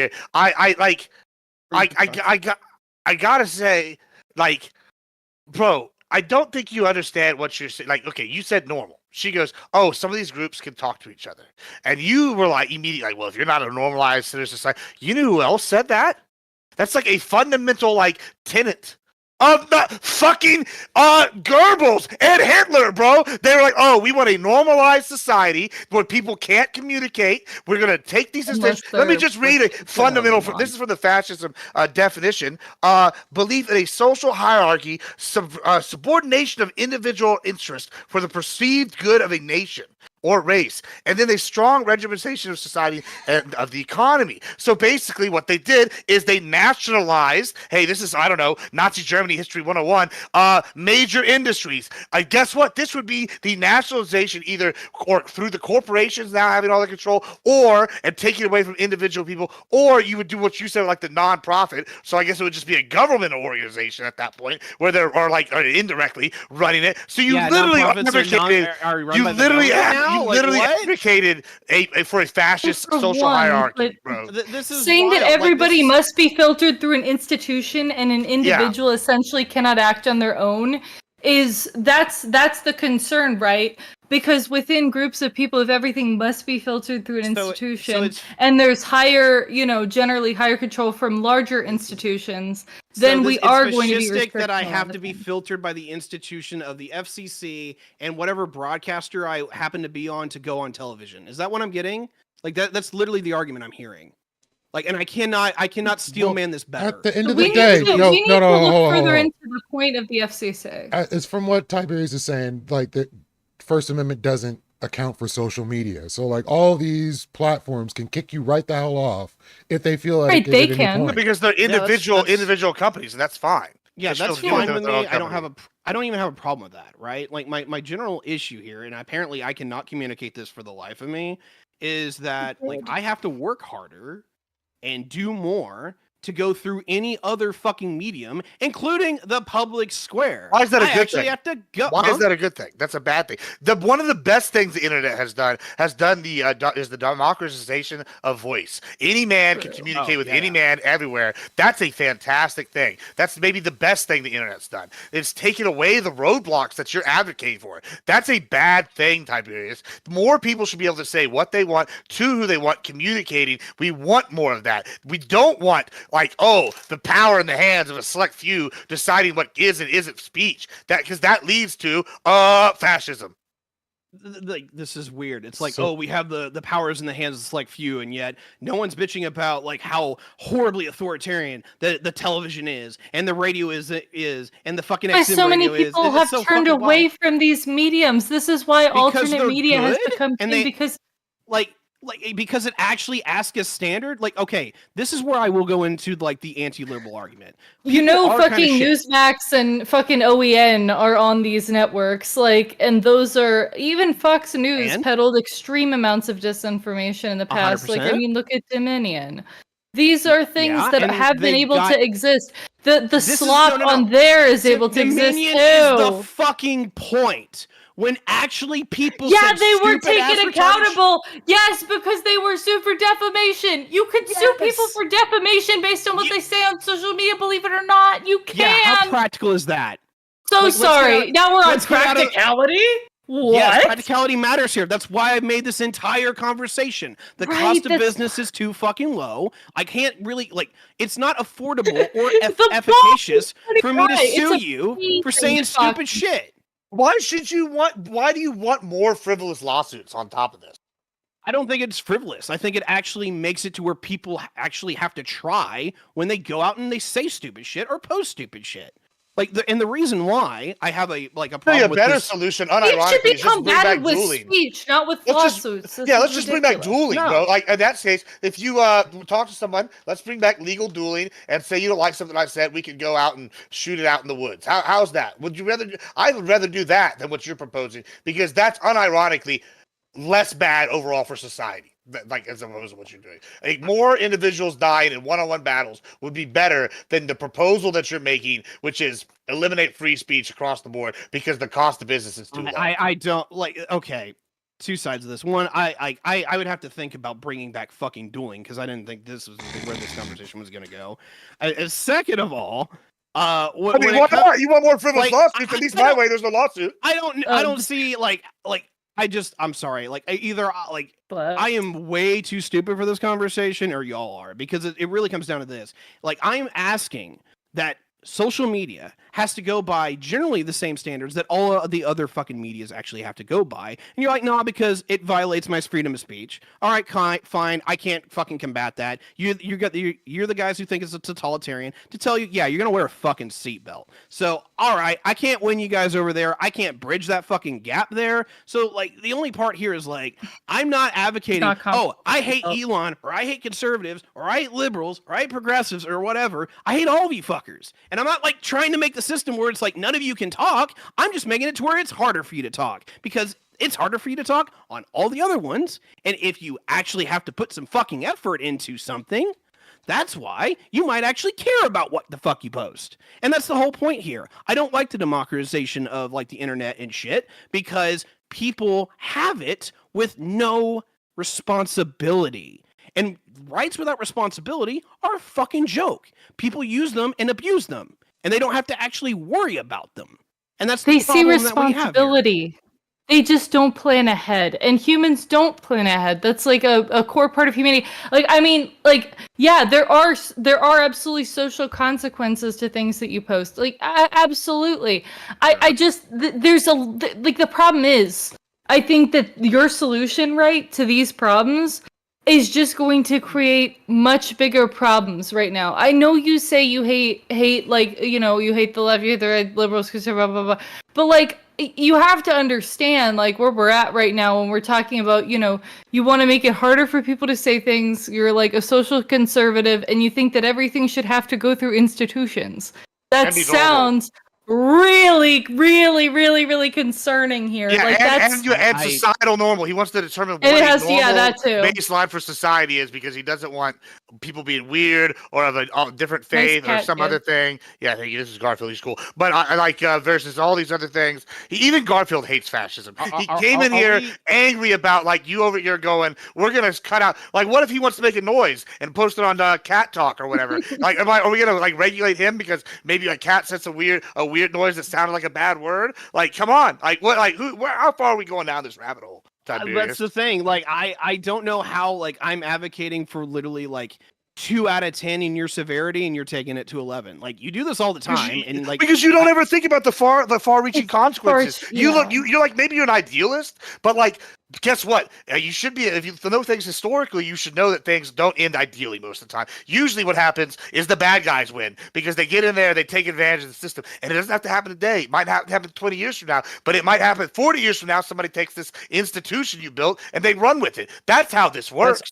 Yeah, that's always gonna happen. Like, have you not like this is ironically where I'm gonna like go full circle. Like, yeah, that's the pattern of history. Like, people Right. build institutions for good things, and then eventually, like, some asshole takes it over, and either like we have to destroy the institution or we have to make reformations to it. It's kind of one of the problems that we're having right now. One of the things I think you've been bitching about for like the last 4 years is like how like all the institutions are fucking screwed up and shit, and how we need to fix them, right? So I understand that, but here's the thing. There's a big difference, right? I think that we're doing a sweeping generalization here between things. Like, yes, there is a tendency for that to happen. You're right. But if we're talking about like you know, authoritarianism on a scale of 1 to fucking 20, let's say. Sure. Don't we want to have, you know, a system that's about like a level 5 that can be taken advantage of by the wrong people, instead of something that's at a level 17 that could be taken advantage by the wrong people and continued? Because you're already starting at a crazy benchmark that's just ripe for the taking, and then once you're there, it is way harder to step that thing back.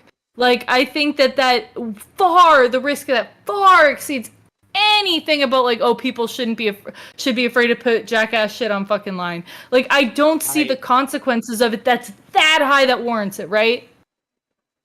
I maybe this is, you're young, but like like the consequences are clear to me every day, like all day, every day. Well then, okay, what are they? Let's go. Like, what is that? Explain. Yeah, couple of different directions I can take this. Okay. Ironically, in a world where we're supposed to be more democratic and connected, you know, through the internet, people are now more lonely than they ever have been. That's fact, right? People are now more unhappy with their lives, even though they have the ability to talk to their loved ones that they are, you know, are 1,000 miles away, and actually be able to build out communities and levels with like literally a click of the button. What are we actually seeing? The exact opposite. People don't even know the names of their own neighbors, and most of the time people don't even bother to go online to meet new friends. It's fucking wild, right? I think like then we get into like the economic consequences of this shit, which my brain is fucking jumbled. And then I will go into the politics, which I will piss everyone off in this conversation. We have seen the radicalization of everybody. And I'm not just talking like right wingers, left wingers, moderates, any of that shit.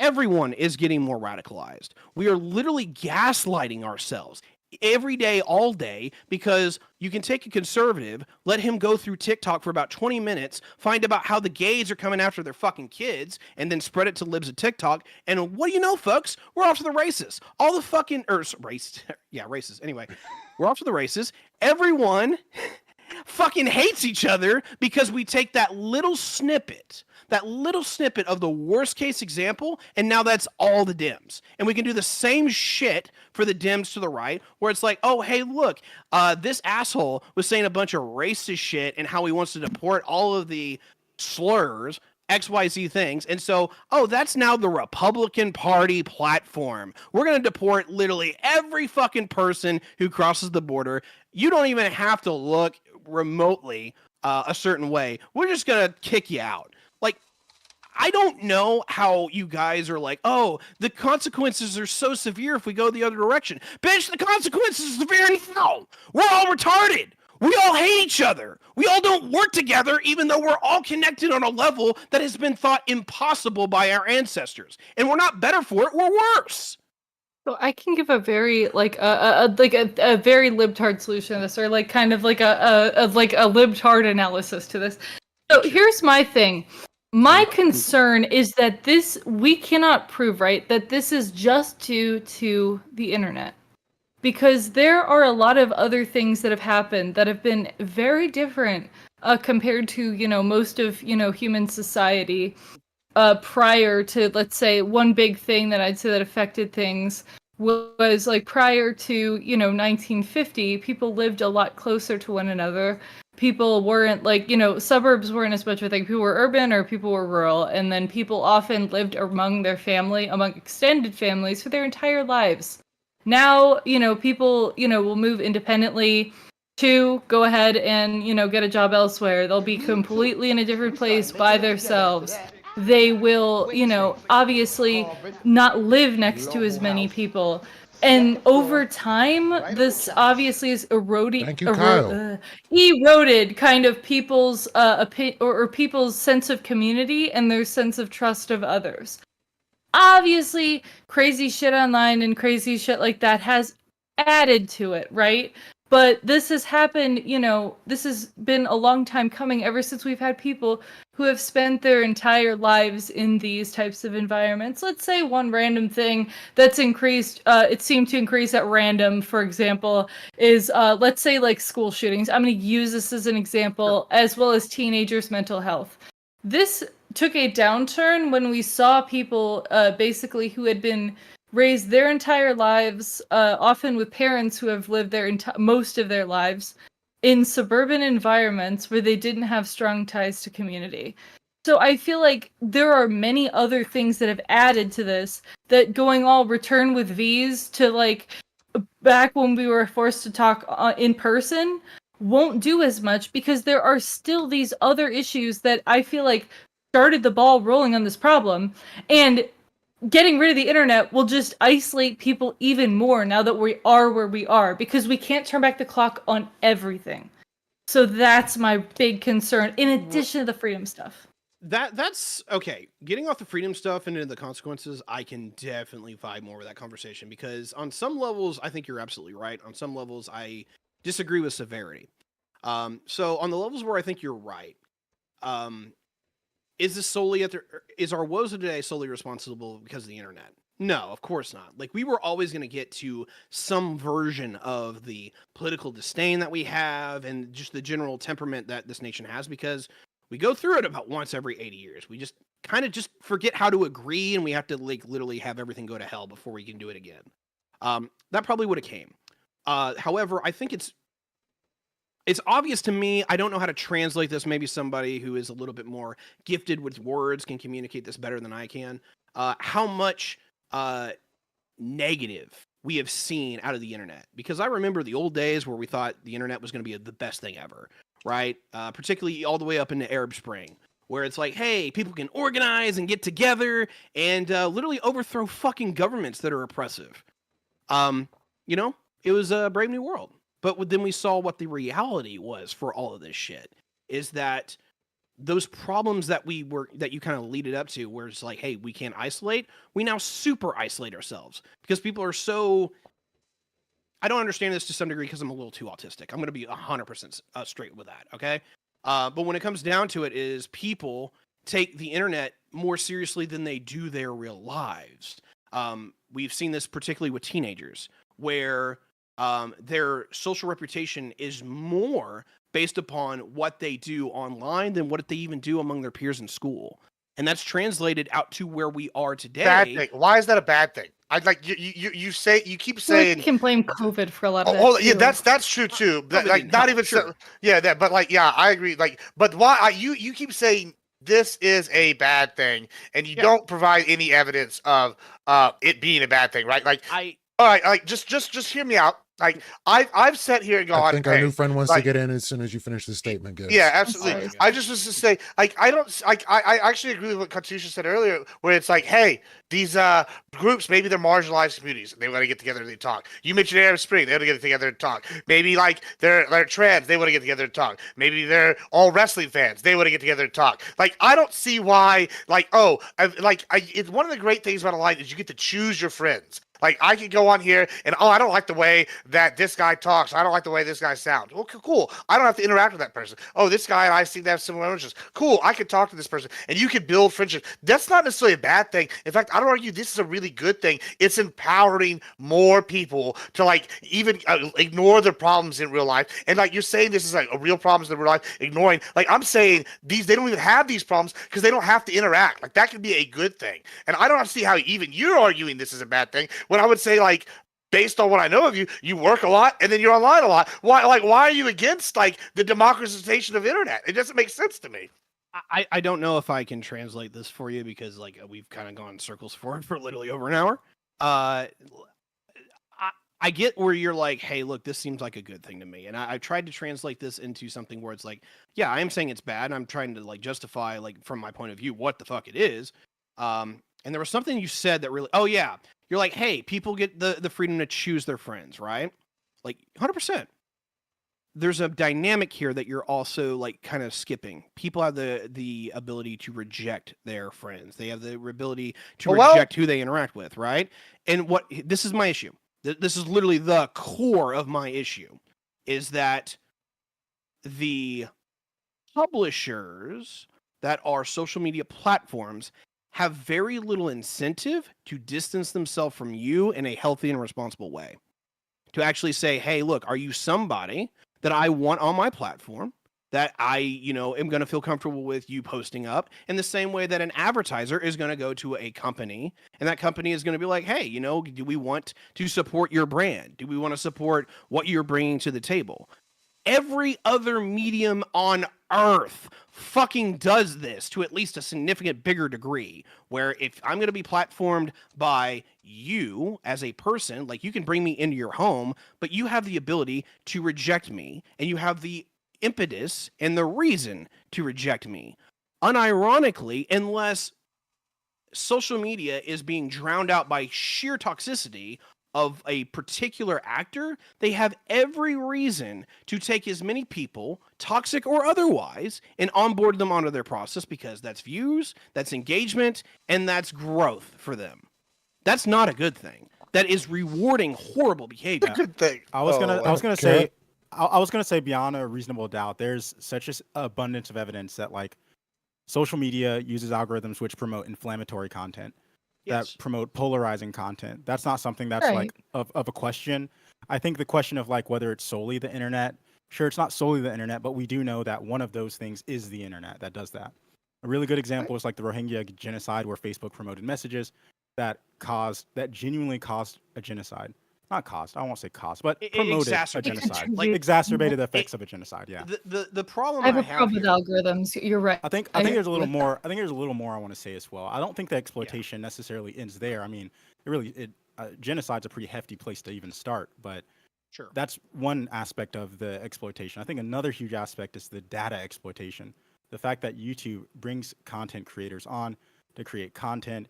These content creators do not get any kind of benefits or real rewards or anything, and they make a lot of money off of the data of the users, as well as every other site. That's the opposite of democratization. That's the corporatization of data of your product that you release to the internet. And that's a more labor theory kind of intensive kind of argument. But I think that the evidence that the internet posts inflammatory things that separates and divides people is unequivocally like a yes at this point. Right. And I mean, I'll agree with you there 100%. Yeah, I feel like that is also, the main thing about that is that it's not as incorporated under the whole section 230 situation. But I do agree that that algorithms, especially that promote that stuff, they are like, the type that cause divisiveness, they are good for, these platforms. And that is an issue, absolutely. Yeah, I think that, I mean, if there were some types of regulation on, on algorithms on sites, or a way to get rid of the algorithm or to turn it off for certain individuals, then I feel like that would be really great. Absolutely. Like, I totally get that. I understand. You know how you make that happen? You elect someone who, before he's even elected, comes out and says, hey, look, you were given protection so that you could ensure the neutrality of the internet by being a delivery system and not have to do any sort of curating that would simply be impossible at scale. But you have failed in this mission. So what we are now going to hold over you is that you either become the neutral platform that you promised to be, or we are going to take away your 230 exemption. We just need to find a president willing to do that. Mm-hmm. I disagree with that. Trump I is have to already really think about spoiler. that. I have Trump to really already think did about that. But my concern here is that's the thing. If you can you can hold that, over heads of these platforms for that.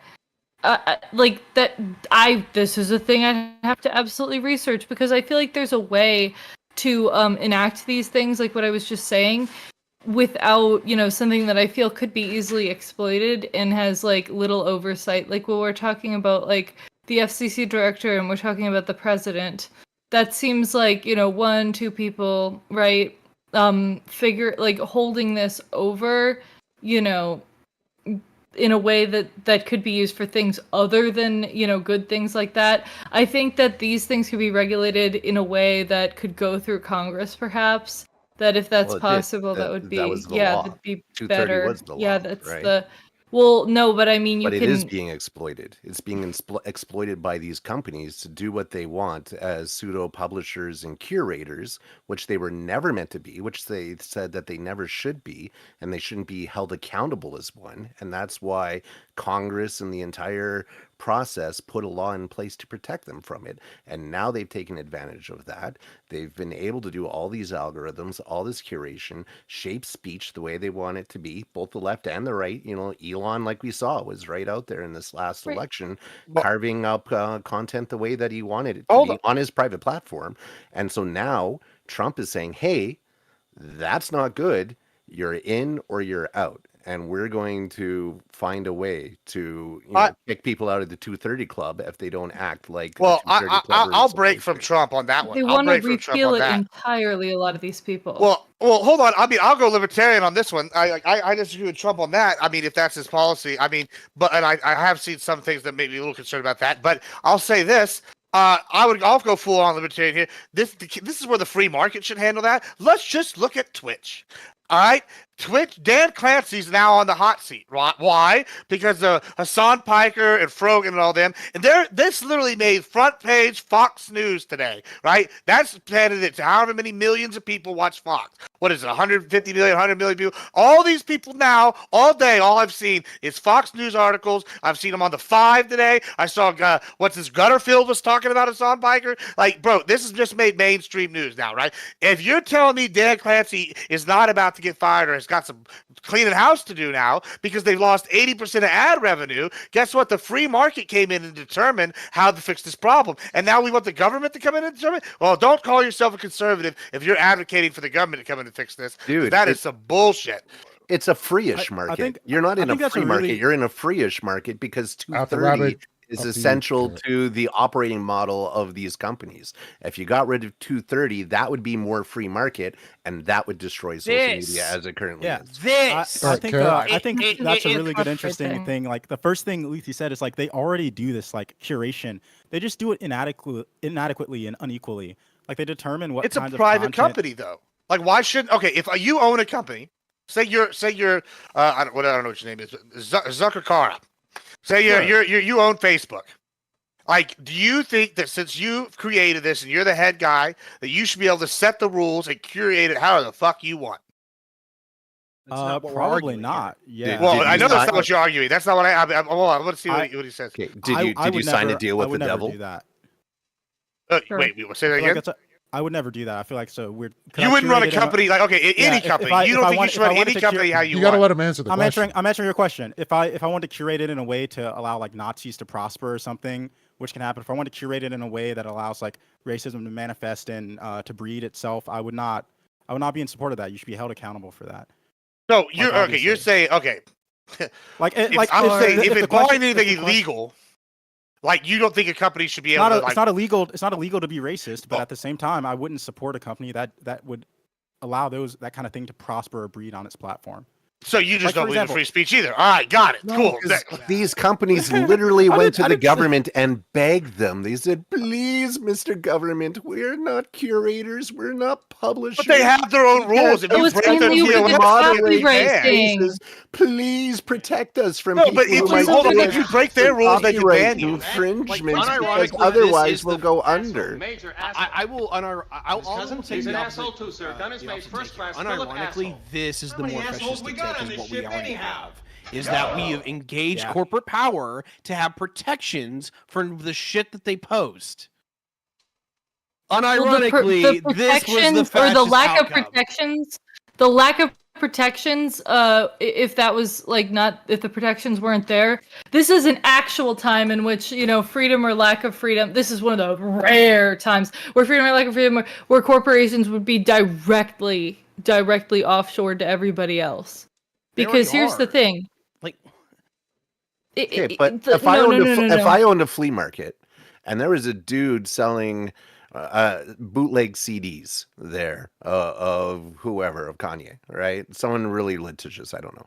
And that artist came It to me often and happens. said, "Hey, did you know someone's selling bootleg CDs in your flea market? You should really get them to stop." And I'm like, "Yeah, but I'm just a property owner. I can't control what's You happening can get them here. to I'm stop. just It's gonna let them called go." The funny thing DMCA. is, this is actually Yeah, but happens. it'd Right? be more There's a applicable guy if on you would YouTube. Hold on, took hold on, CDs Gibbs, and hold on, got someone Gibbs. in There's the a- throat. Hold on, No, Gibbs. this happens on YouTube. Every single streamer in the space has like child diddler allegations against them. Someone will literally get on YouTube and say like, "This person diddles children," and then someone will go to YouTube and they will say, "Hey, this person is saying completely untrue things about me that I diddle children," and then YouTube will say, "Well, you know, we just own the space. There's nothing we can do about it." And then it's on you to get $50,000 It should to be on develop you. a lawsuit.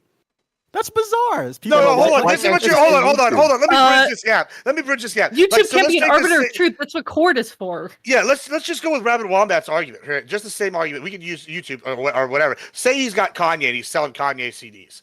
And I go in there and I go, or bootleg CDs, or say he's selling Rabbit Wombat CDs. And I walk in there, I buy a Rabbit Wombat CD. I walk out, break the CD in half, and stab someone to death in the throat. Then they go, "Hey, you know what? We're going to sit here. We're going to charge Rabbit Wombat because of the actions Gibbs took with that CD." That's what you're arguing for right now. That is ridiculous. retarded. That is That's insanity. retarded. No, yeah, it is retarded. That's what No, I think your no, take is. no. That's what you're What arguing. It is what my retarded. take was is why can't I sue the flea market owner who is willingly allow someone to engage in criminal behavior in It's his not place of criminal business? behavior to make an accusation at somebody.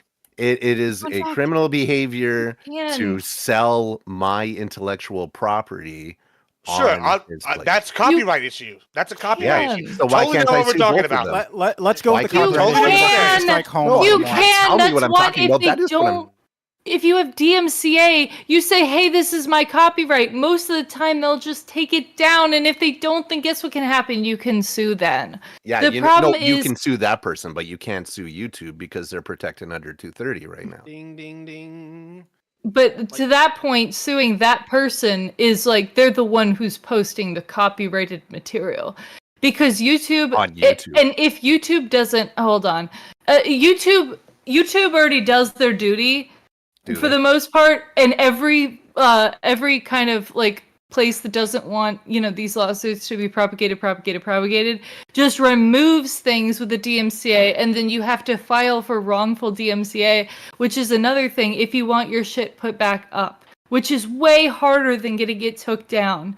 So if you file DMCA and the stuff is taken down and whatever, monetary gain that person got from it, a lot of the time is transferred to the copyright owner, then what is the problem there? Where's the issue? I want to see YouTube.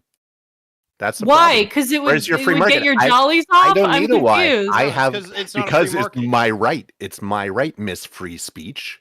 It's Why not. can't I have my fundamental property right? Why are you limiting my Because property right? If Where's the my property injury right? is remedied, why do you have grounds? You're If limiting the all injury- property if the rights. You are injury is remedied- determining. If we don't- hold on, if we You don't are distribute your- limiting my you're talking about legal copyright. remedies. You are No, hold limiting on. my What's the legal extent of the remedies. law? I have No, a you Frivolous are not. lawsuits. You- You can't just I sue for any have a reason. can't just sue for- constitutional Can I right sue to you sue because I don't like what YouTube. you're saying? I Yeah, have a but they're two constitutional totally right different to sue things. YouTube. No, you're talking about two totally different things. One, she's absolutely correct with DMCA stuff, right? You're sitting here arguing for your personal property. All right, I will even grant you that. I think that sure we could call it some censorship if they're posting your personal property. That's a no.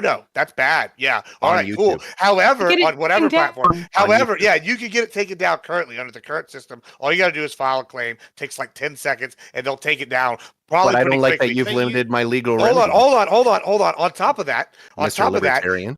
I'm not a libertarian, but secondly, on top Well, of you're that, playing one right now. Somebody Well, to I mean- death for this. here's the best I want part that. is you're sitting here going, hey, just because of this copyright issue, I say, I don't know, I don't like people named Bob.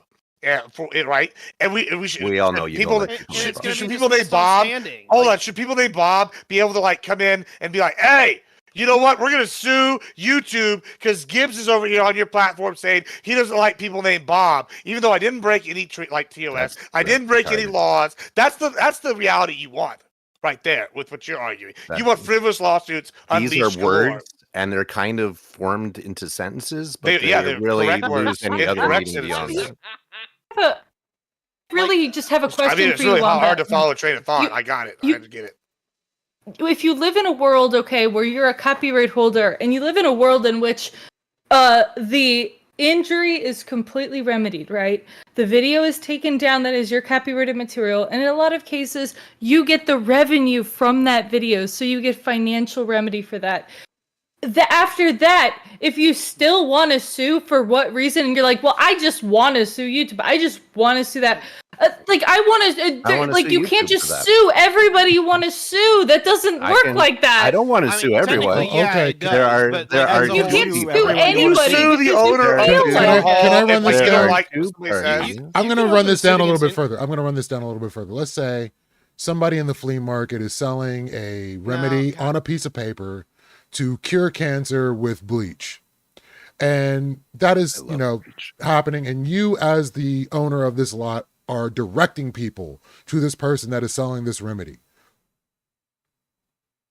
Should the person that is directing the traffic to the person selling this remedy not face any ramifications for this person selling that remedy? Oh, why are you saying directing the traffic? Are you saying that because the algorithm? Yes, is doing the this? algorithm definitely Yeah. has a hand in It's, that. it's curated in a way to make you go to the bleach stand. it's not even the curation that's for me. It's the fact that you have put this to the general audience of your venue. It's even worse than the curation. The curation is just like icing on the cake of evil on this regard. Well, and the flea market is providing the printer that prints off every copy of the bleach recipe and is Yeah. distributing to everybody who requests Wa- it, and sometimes Wombat- just offering it up to people who haven't even asked for it. Look, Wombat, I just gotta love you because like you brought this in a way for in a different way that I wanted to attack this and that I thought to, and I have to give it credit because it's just way better. Is that like unironically? No, it's Like this is Terrible. That's It's true, equally Wombat. You terrible. are making This is slightly the- better arguments. yeah, but Thank they're you. still Yeah, equally like, terrible. the You can argument let is a little Ty bit talk. better. This is the argument that's a little bit better, and unfortunately, like I don't know how to communicate Kate to Gibbs anything. And then as far as Kat, this is my first time meeting you, so yeah, whatever. And let's just be real, I'm a dumbass from the sticks anyway. So when it comes Aren't down we to it, all? like unironically, when it comes to the liberty conversation, Wombat's attack is 100% valid here. We're actually invalidating people's liberty to actually get what's the word here that I'm looking Seek for? remedy. Yes, we are eliminating people's abilities to seek remedy against the publisher. That's just straight up what we're doing here, and that's the problem. The publisher.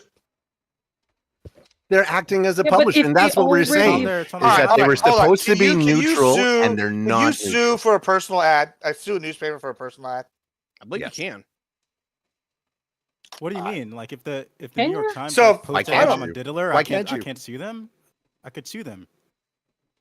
Yeah, like If You a could literally just do doctor effed up a medical procedure, can't you sue the doctor and the hospital? Well, here's the thing. Newspapers have editors that look at these things beforehand. Website moderation takes place afterwards.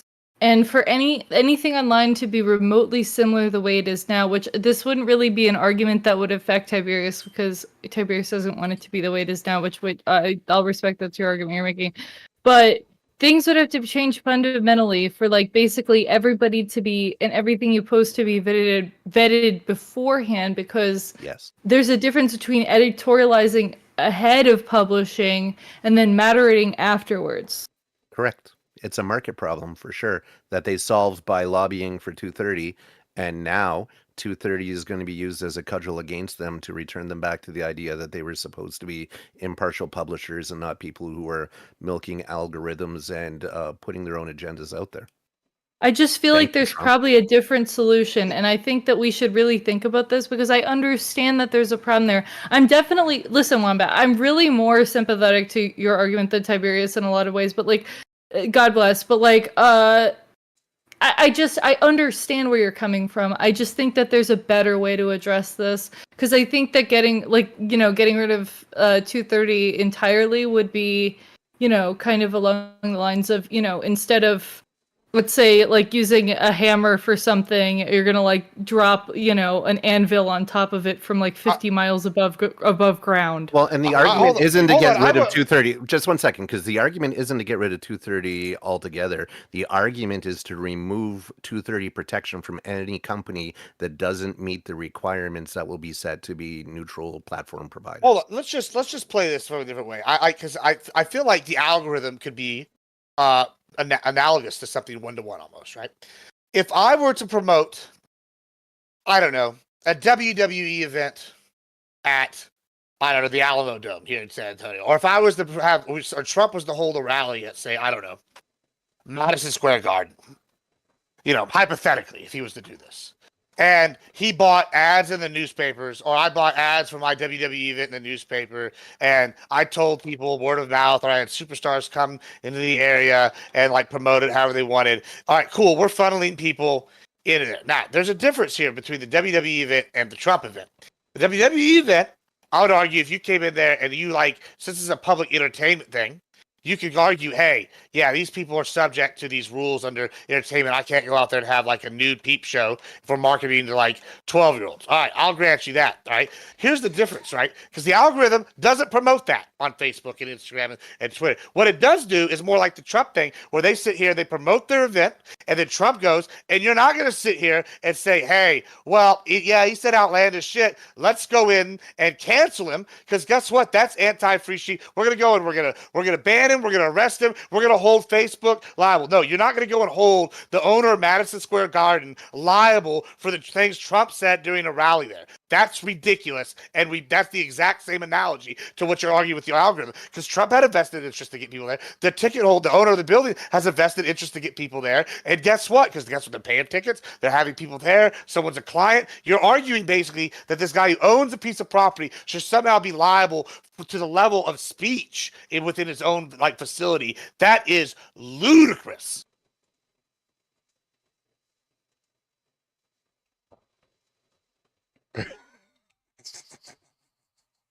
Okay, what's So up? with that on hand, I would say if you held a venue and you knew that the people that were coming to this venue, if you were the owner of the venue, were going to bring a certain element along with them, you should do something to insulate yourself from that. If you know that they're going to bring an unsavory element or a problem to that area. Who's deciding what that is? Who's deciding what that is? That's actually the question that we end up in. Exactly. pretty We should often. let everybody have that, be able to talk, and we shouldn't have to worry about who So what anybody if- deciding that. who that is. Everybody Okay. can talk. The problem is I can't go after the people who platform everybody talking. Like, Well, Why? come Yeah. back- So why would you? Okay. So in that scenario, are you okay with suing the owner of Madison Square Garden for something Trump said at a rally? yes, because here's what's happening That's is that fucking insanity. there are actually 50 events happening at the same time, including Trump's at Madison Square Garden. Madison Square Garden is driving people to They use it as a Trump's venue. over top of the other ones. They're making it so that all of the roads lead as much as possible to Trump's venue.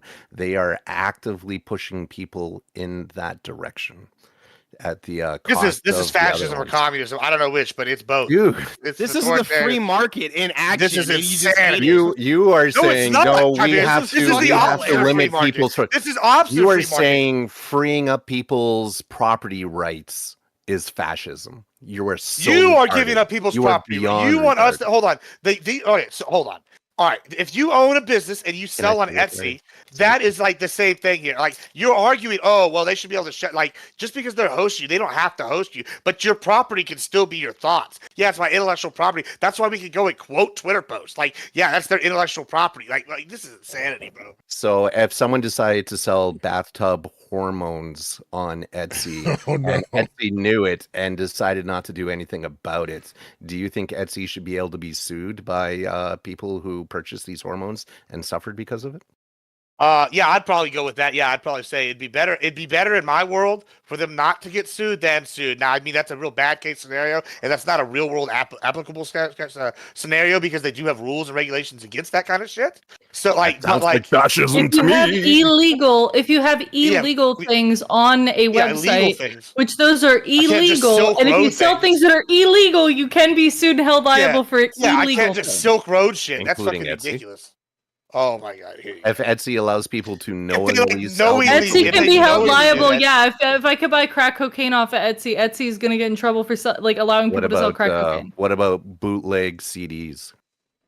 They would also About get in bootlegs. trouble. They would also get in trouble for that. Especially if somebody does Like does they some would, like sort you of a already argued for things that they would already get in copyright trouble for. Like, okay, Yes. what's your argument? And so So- because we're saying that has been eliminated from the social It's media not been platforms, eliminated. which are busy. Yes, that's exactly what 230 is. What the fuck are you No, talking about? no, it's not. What is No, hold on. DMCA? Octaves. You're wrong. You're absolutely wrong. If you call someone a diddler on Twitter and they can definitively prove that, oh, hey, I'm not a diddler, one, and two, they defamed me and caused me harm or Then you can whatever, still go to then you court. can sue that person directly. You have not been impeded in any way. And why would you Yeah, so, you like can sue go- YouTube. Because you shouldn't be able to This is sue your you. personal not? preference. You No, could no, until it's an- 230 it's- was implemented. This It's is so more of a- stupid. No, it's more than a personal preference. This is an ethics and a morals conversation. This is No, literally it's fascism. not. You are, Yeah, yeah, you have it no is ethics or fascism, and you're morals. defending it. You're You openly have no saying ethics or this morals. corporation. You want to you want to be able to Why do you determine have to what sue should them be if you allowed. could sue the person who You posted can it? already What sue is these the people directly. point? Why do you want this this server to go down and restrict more free speech? Because that's what's going to happen. It's If the not companies restricting. become liable, It's they're going not to just restricting allow free people speech. to. It's It having absolutely is. It No, will it's having along the enforcing line. It's consequences down the on line. people's No, negligence. That's No, literally okay, all it is. Tiberius, Straight up. Let's If I call win, All and I right, can What here's your happens What happens when when you fighting call with consequences on a I'm not gonna company have within a streaming free-ish and market? What, like, hold on. I want you to answer this. What happens? Make when you it so do they're this, no right? longer commercially Let's, viable. no, What let's happens? just follow his logical thought. Who What wants happens? who wants to ask I'll who a go. question? I want to go first here. All right, listen. ahead. It's real quick. Let's follow this. We're gonna go do exactly what Tiberius wants. So now the companies are liable.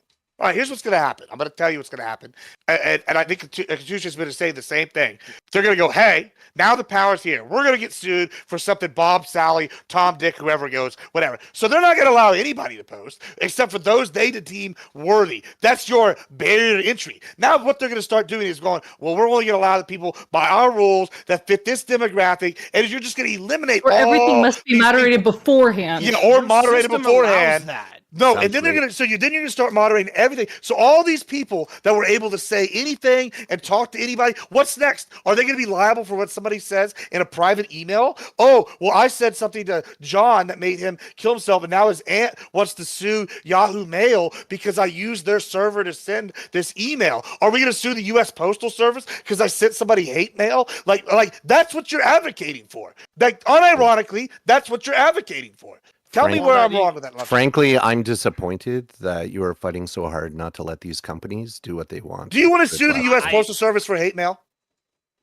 No, it's making it so what's best in the company's interests would be what's in the negative interests of people in This a way guy that sent doesn't anthrax to a exist senator. currently. Sue the U.S. Postal Service. Did the U.S. Postal Service know it was delivering anthrax? Oh, hey, they don't know what's in their private emails, do they?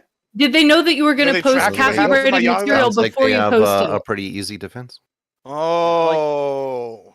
Yeah, so they're supposed to monitor every millions of things posted by Yes, every. that's the Oh, point. Exactly. That's why They do, but the so hard premise for is them. Why done we want to be able to sue beforehand. YouTube or Google or Facebook or any of these motherfuckers. Here's is what that, you're missing. like, Sorry, go ahead. Finish. Yeah, like this is why we want to have this ability as free, independent citizens who want to oh, holy shit, Ty.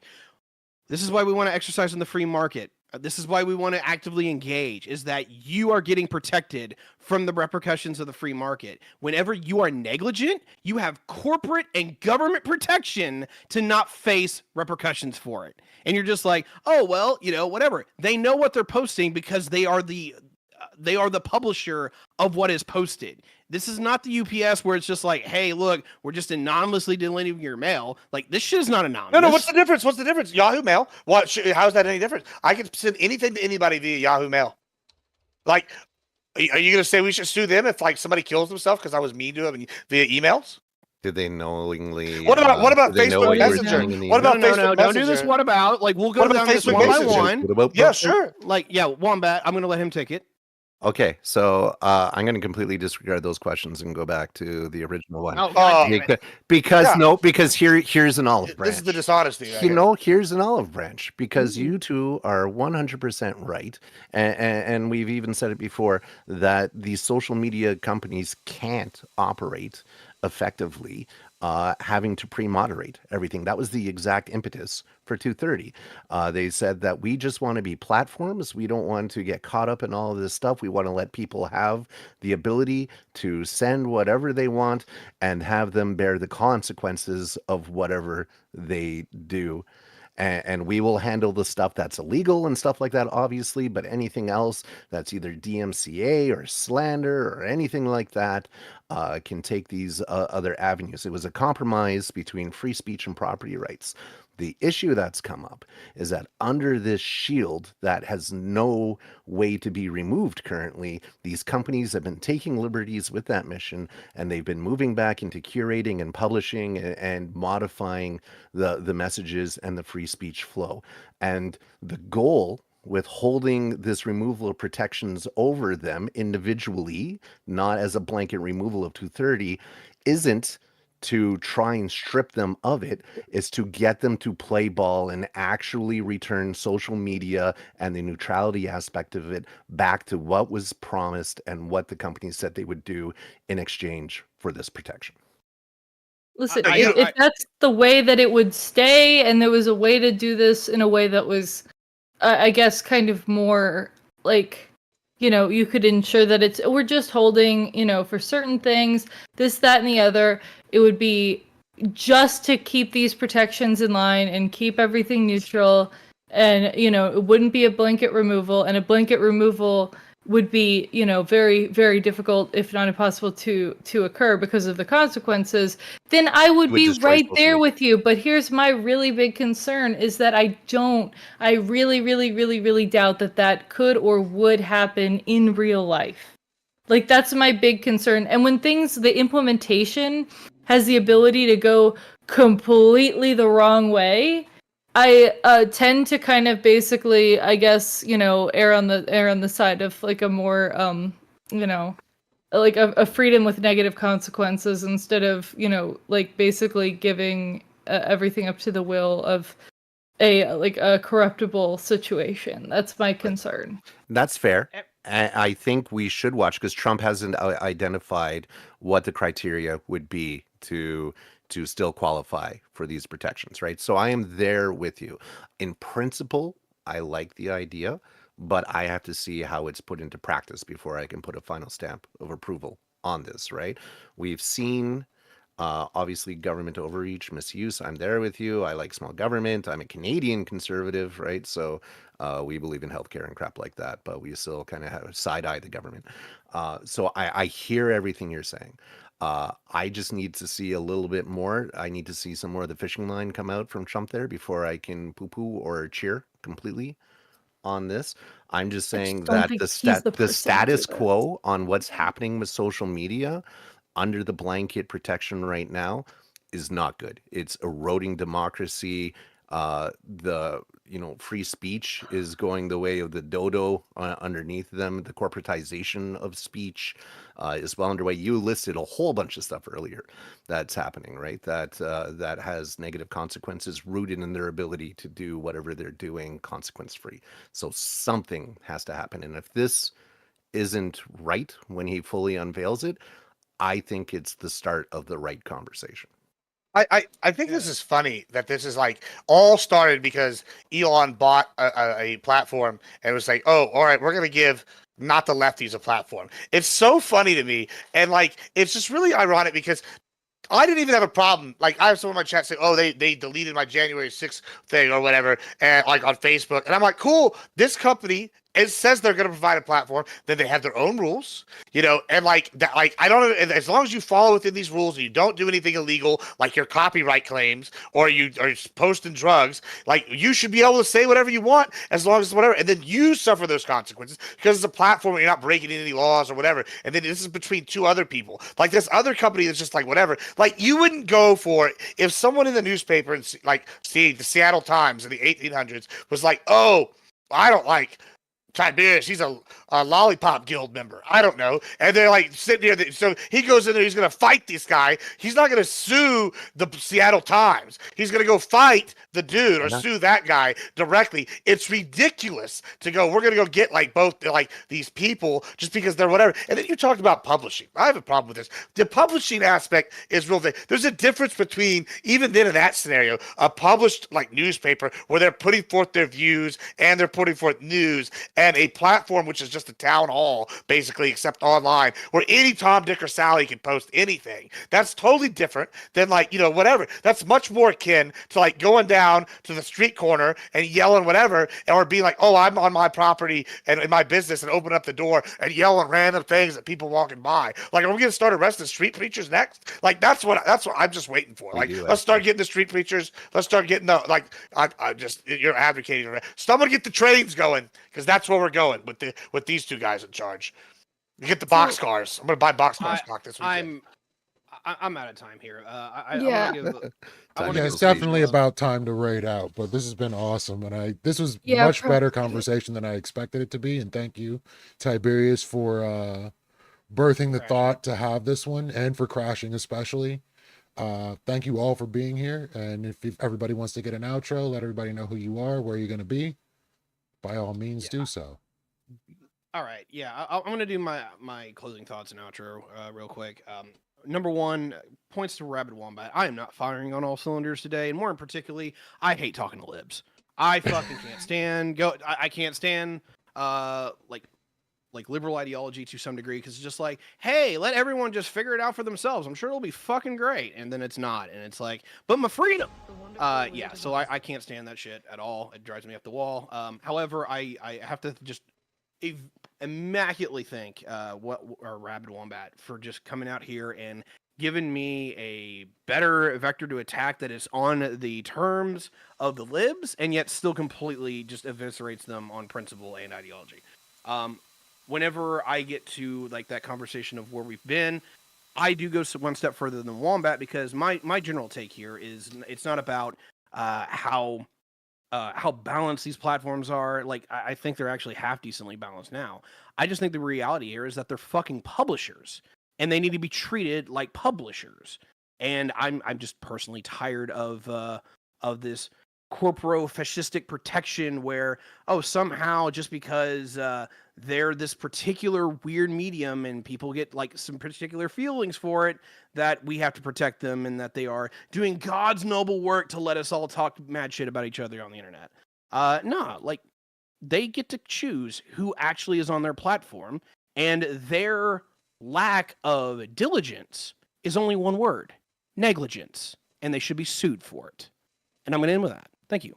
Hoorah. Gibbs or Gotcha? I can do my outro because I'm very tired. Yes, please. And I've been on panels for 6 hours now. Like a champ. Yeah.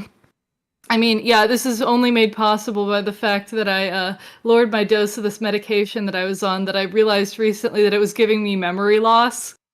So it was like I had like stage 2 Alzheimer's before last week. So I mean, yeah, I feel great now, but it was lovely talking to you people. And basically, I think this is a really great topic and a really great conversation.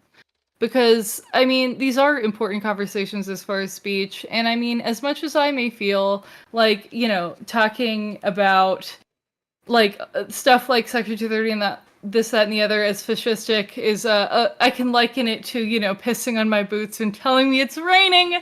It's okay, because we all need to speak. I think that speech is great. And I'm glad that Wombat came in here because, your argument, I mean, we can have more of a chat. We can discuss this. And I understand and I agree that, you were more willing to say like, yeah, we really have to see, where Trump wants to take this and where we want to go with this.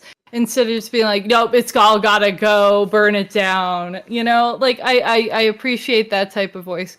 And Gibbs, I'm glad we could finally agree on something because that was kind of based. Like we are always on opposite sides, except for today. Well, today in guns, we can agree on that too. But, yeah, I'm gonna go bye-bye because I am so tired and I have to drive 2 hours for a work trip tomorrow. So I am. Yeah, it's bed-by time for me. So, good night, everybody. You guys are great. Thank you for inviting me on. Gibbs, you need an outro? Yeah, I'll go ahead too as well. I feel like big warning. If that Katusha and I agree on something, is anything, then you should know that you're in the wrong. We also heard about classic fascism today, in like its most purest form. Don't do that. It's bad. I really don't know how else to go into this. Freedoms is good. Talking to people is good. I'm Admiral Gibbs. Woo! Appreciate you, Gibbs. And Robert? Thank you. Thank you for the last word. Thank you, everyone, for the kind words. We have two hands. In one hand, we have our rights. In the other hand, we have our obligations to society. The social media platforms came to government and said, we want you to infringe on the rights of people to sue us so that we can operate these platforms, and in return we will create this obligation for ourselves to act in a specific way. They have not held up their end of the bargain, to the detriment of everyone on any political side, any sort of dynamic you can think of, other than their own selfish corporate interests. I do not agree with everything that Trump says. I actually disagree with him on a lot of things, but in his efforts to reform 230, I think he is bang on. Again, as Kat said, her and I completely agree that there is a lot of risk to allow the government to start using this as a cudgel to get the companies to act the way that we want. I think it is the right spirit that he's approaching in, and it's just a matter of seeing where it goes. And then, all of us could land on one side or the other, depending on how the details come out of that. Thank you for having me on. I deeply enjoyed it. Free speech is super important to me, as is property rights, and this is where the two clash with each other. So I'm doubling down on my involvement in this. I am Rabbit Wombat. I am head of the Chatters Union. You can find me usually floating around Lethe or Wix. That is all. There shall be no encore. You have all been awesome. And as always, Chat is the true winner tonight. Appreciate y'all. And hopefully, guys come back again next week for another one of these. Appreciate you. And I'm going to raid out. Also, guys, yeah, don't lick leather unless it's in the bedroom. What? True based. What kind of There you stripper go. is named Leather? Hey.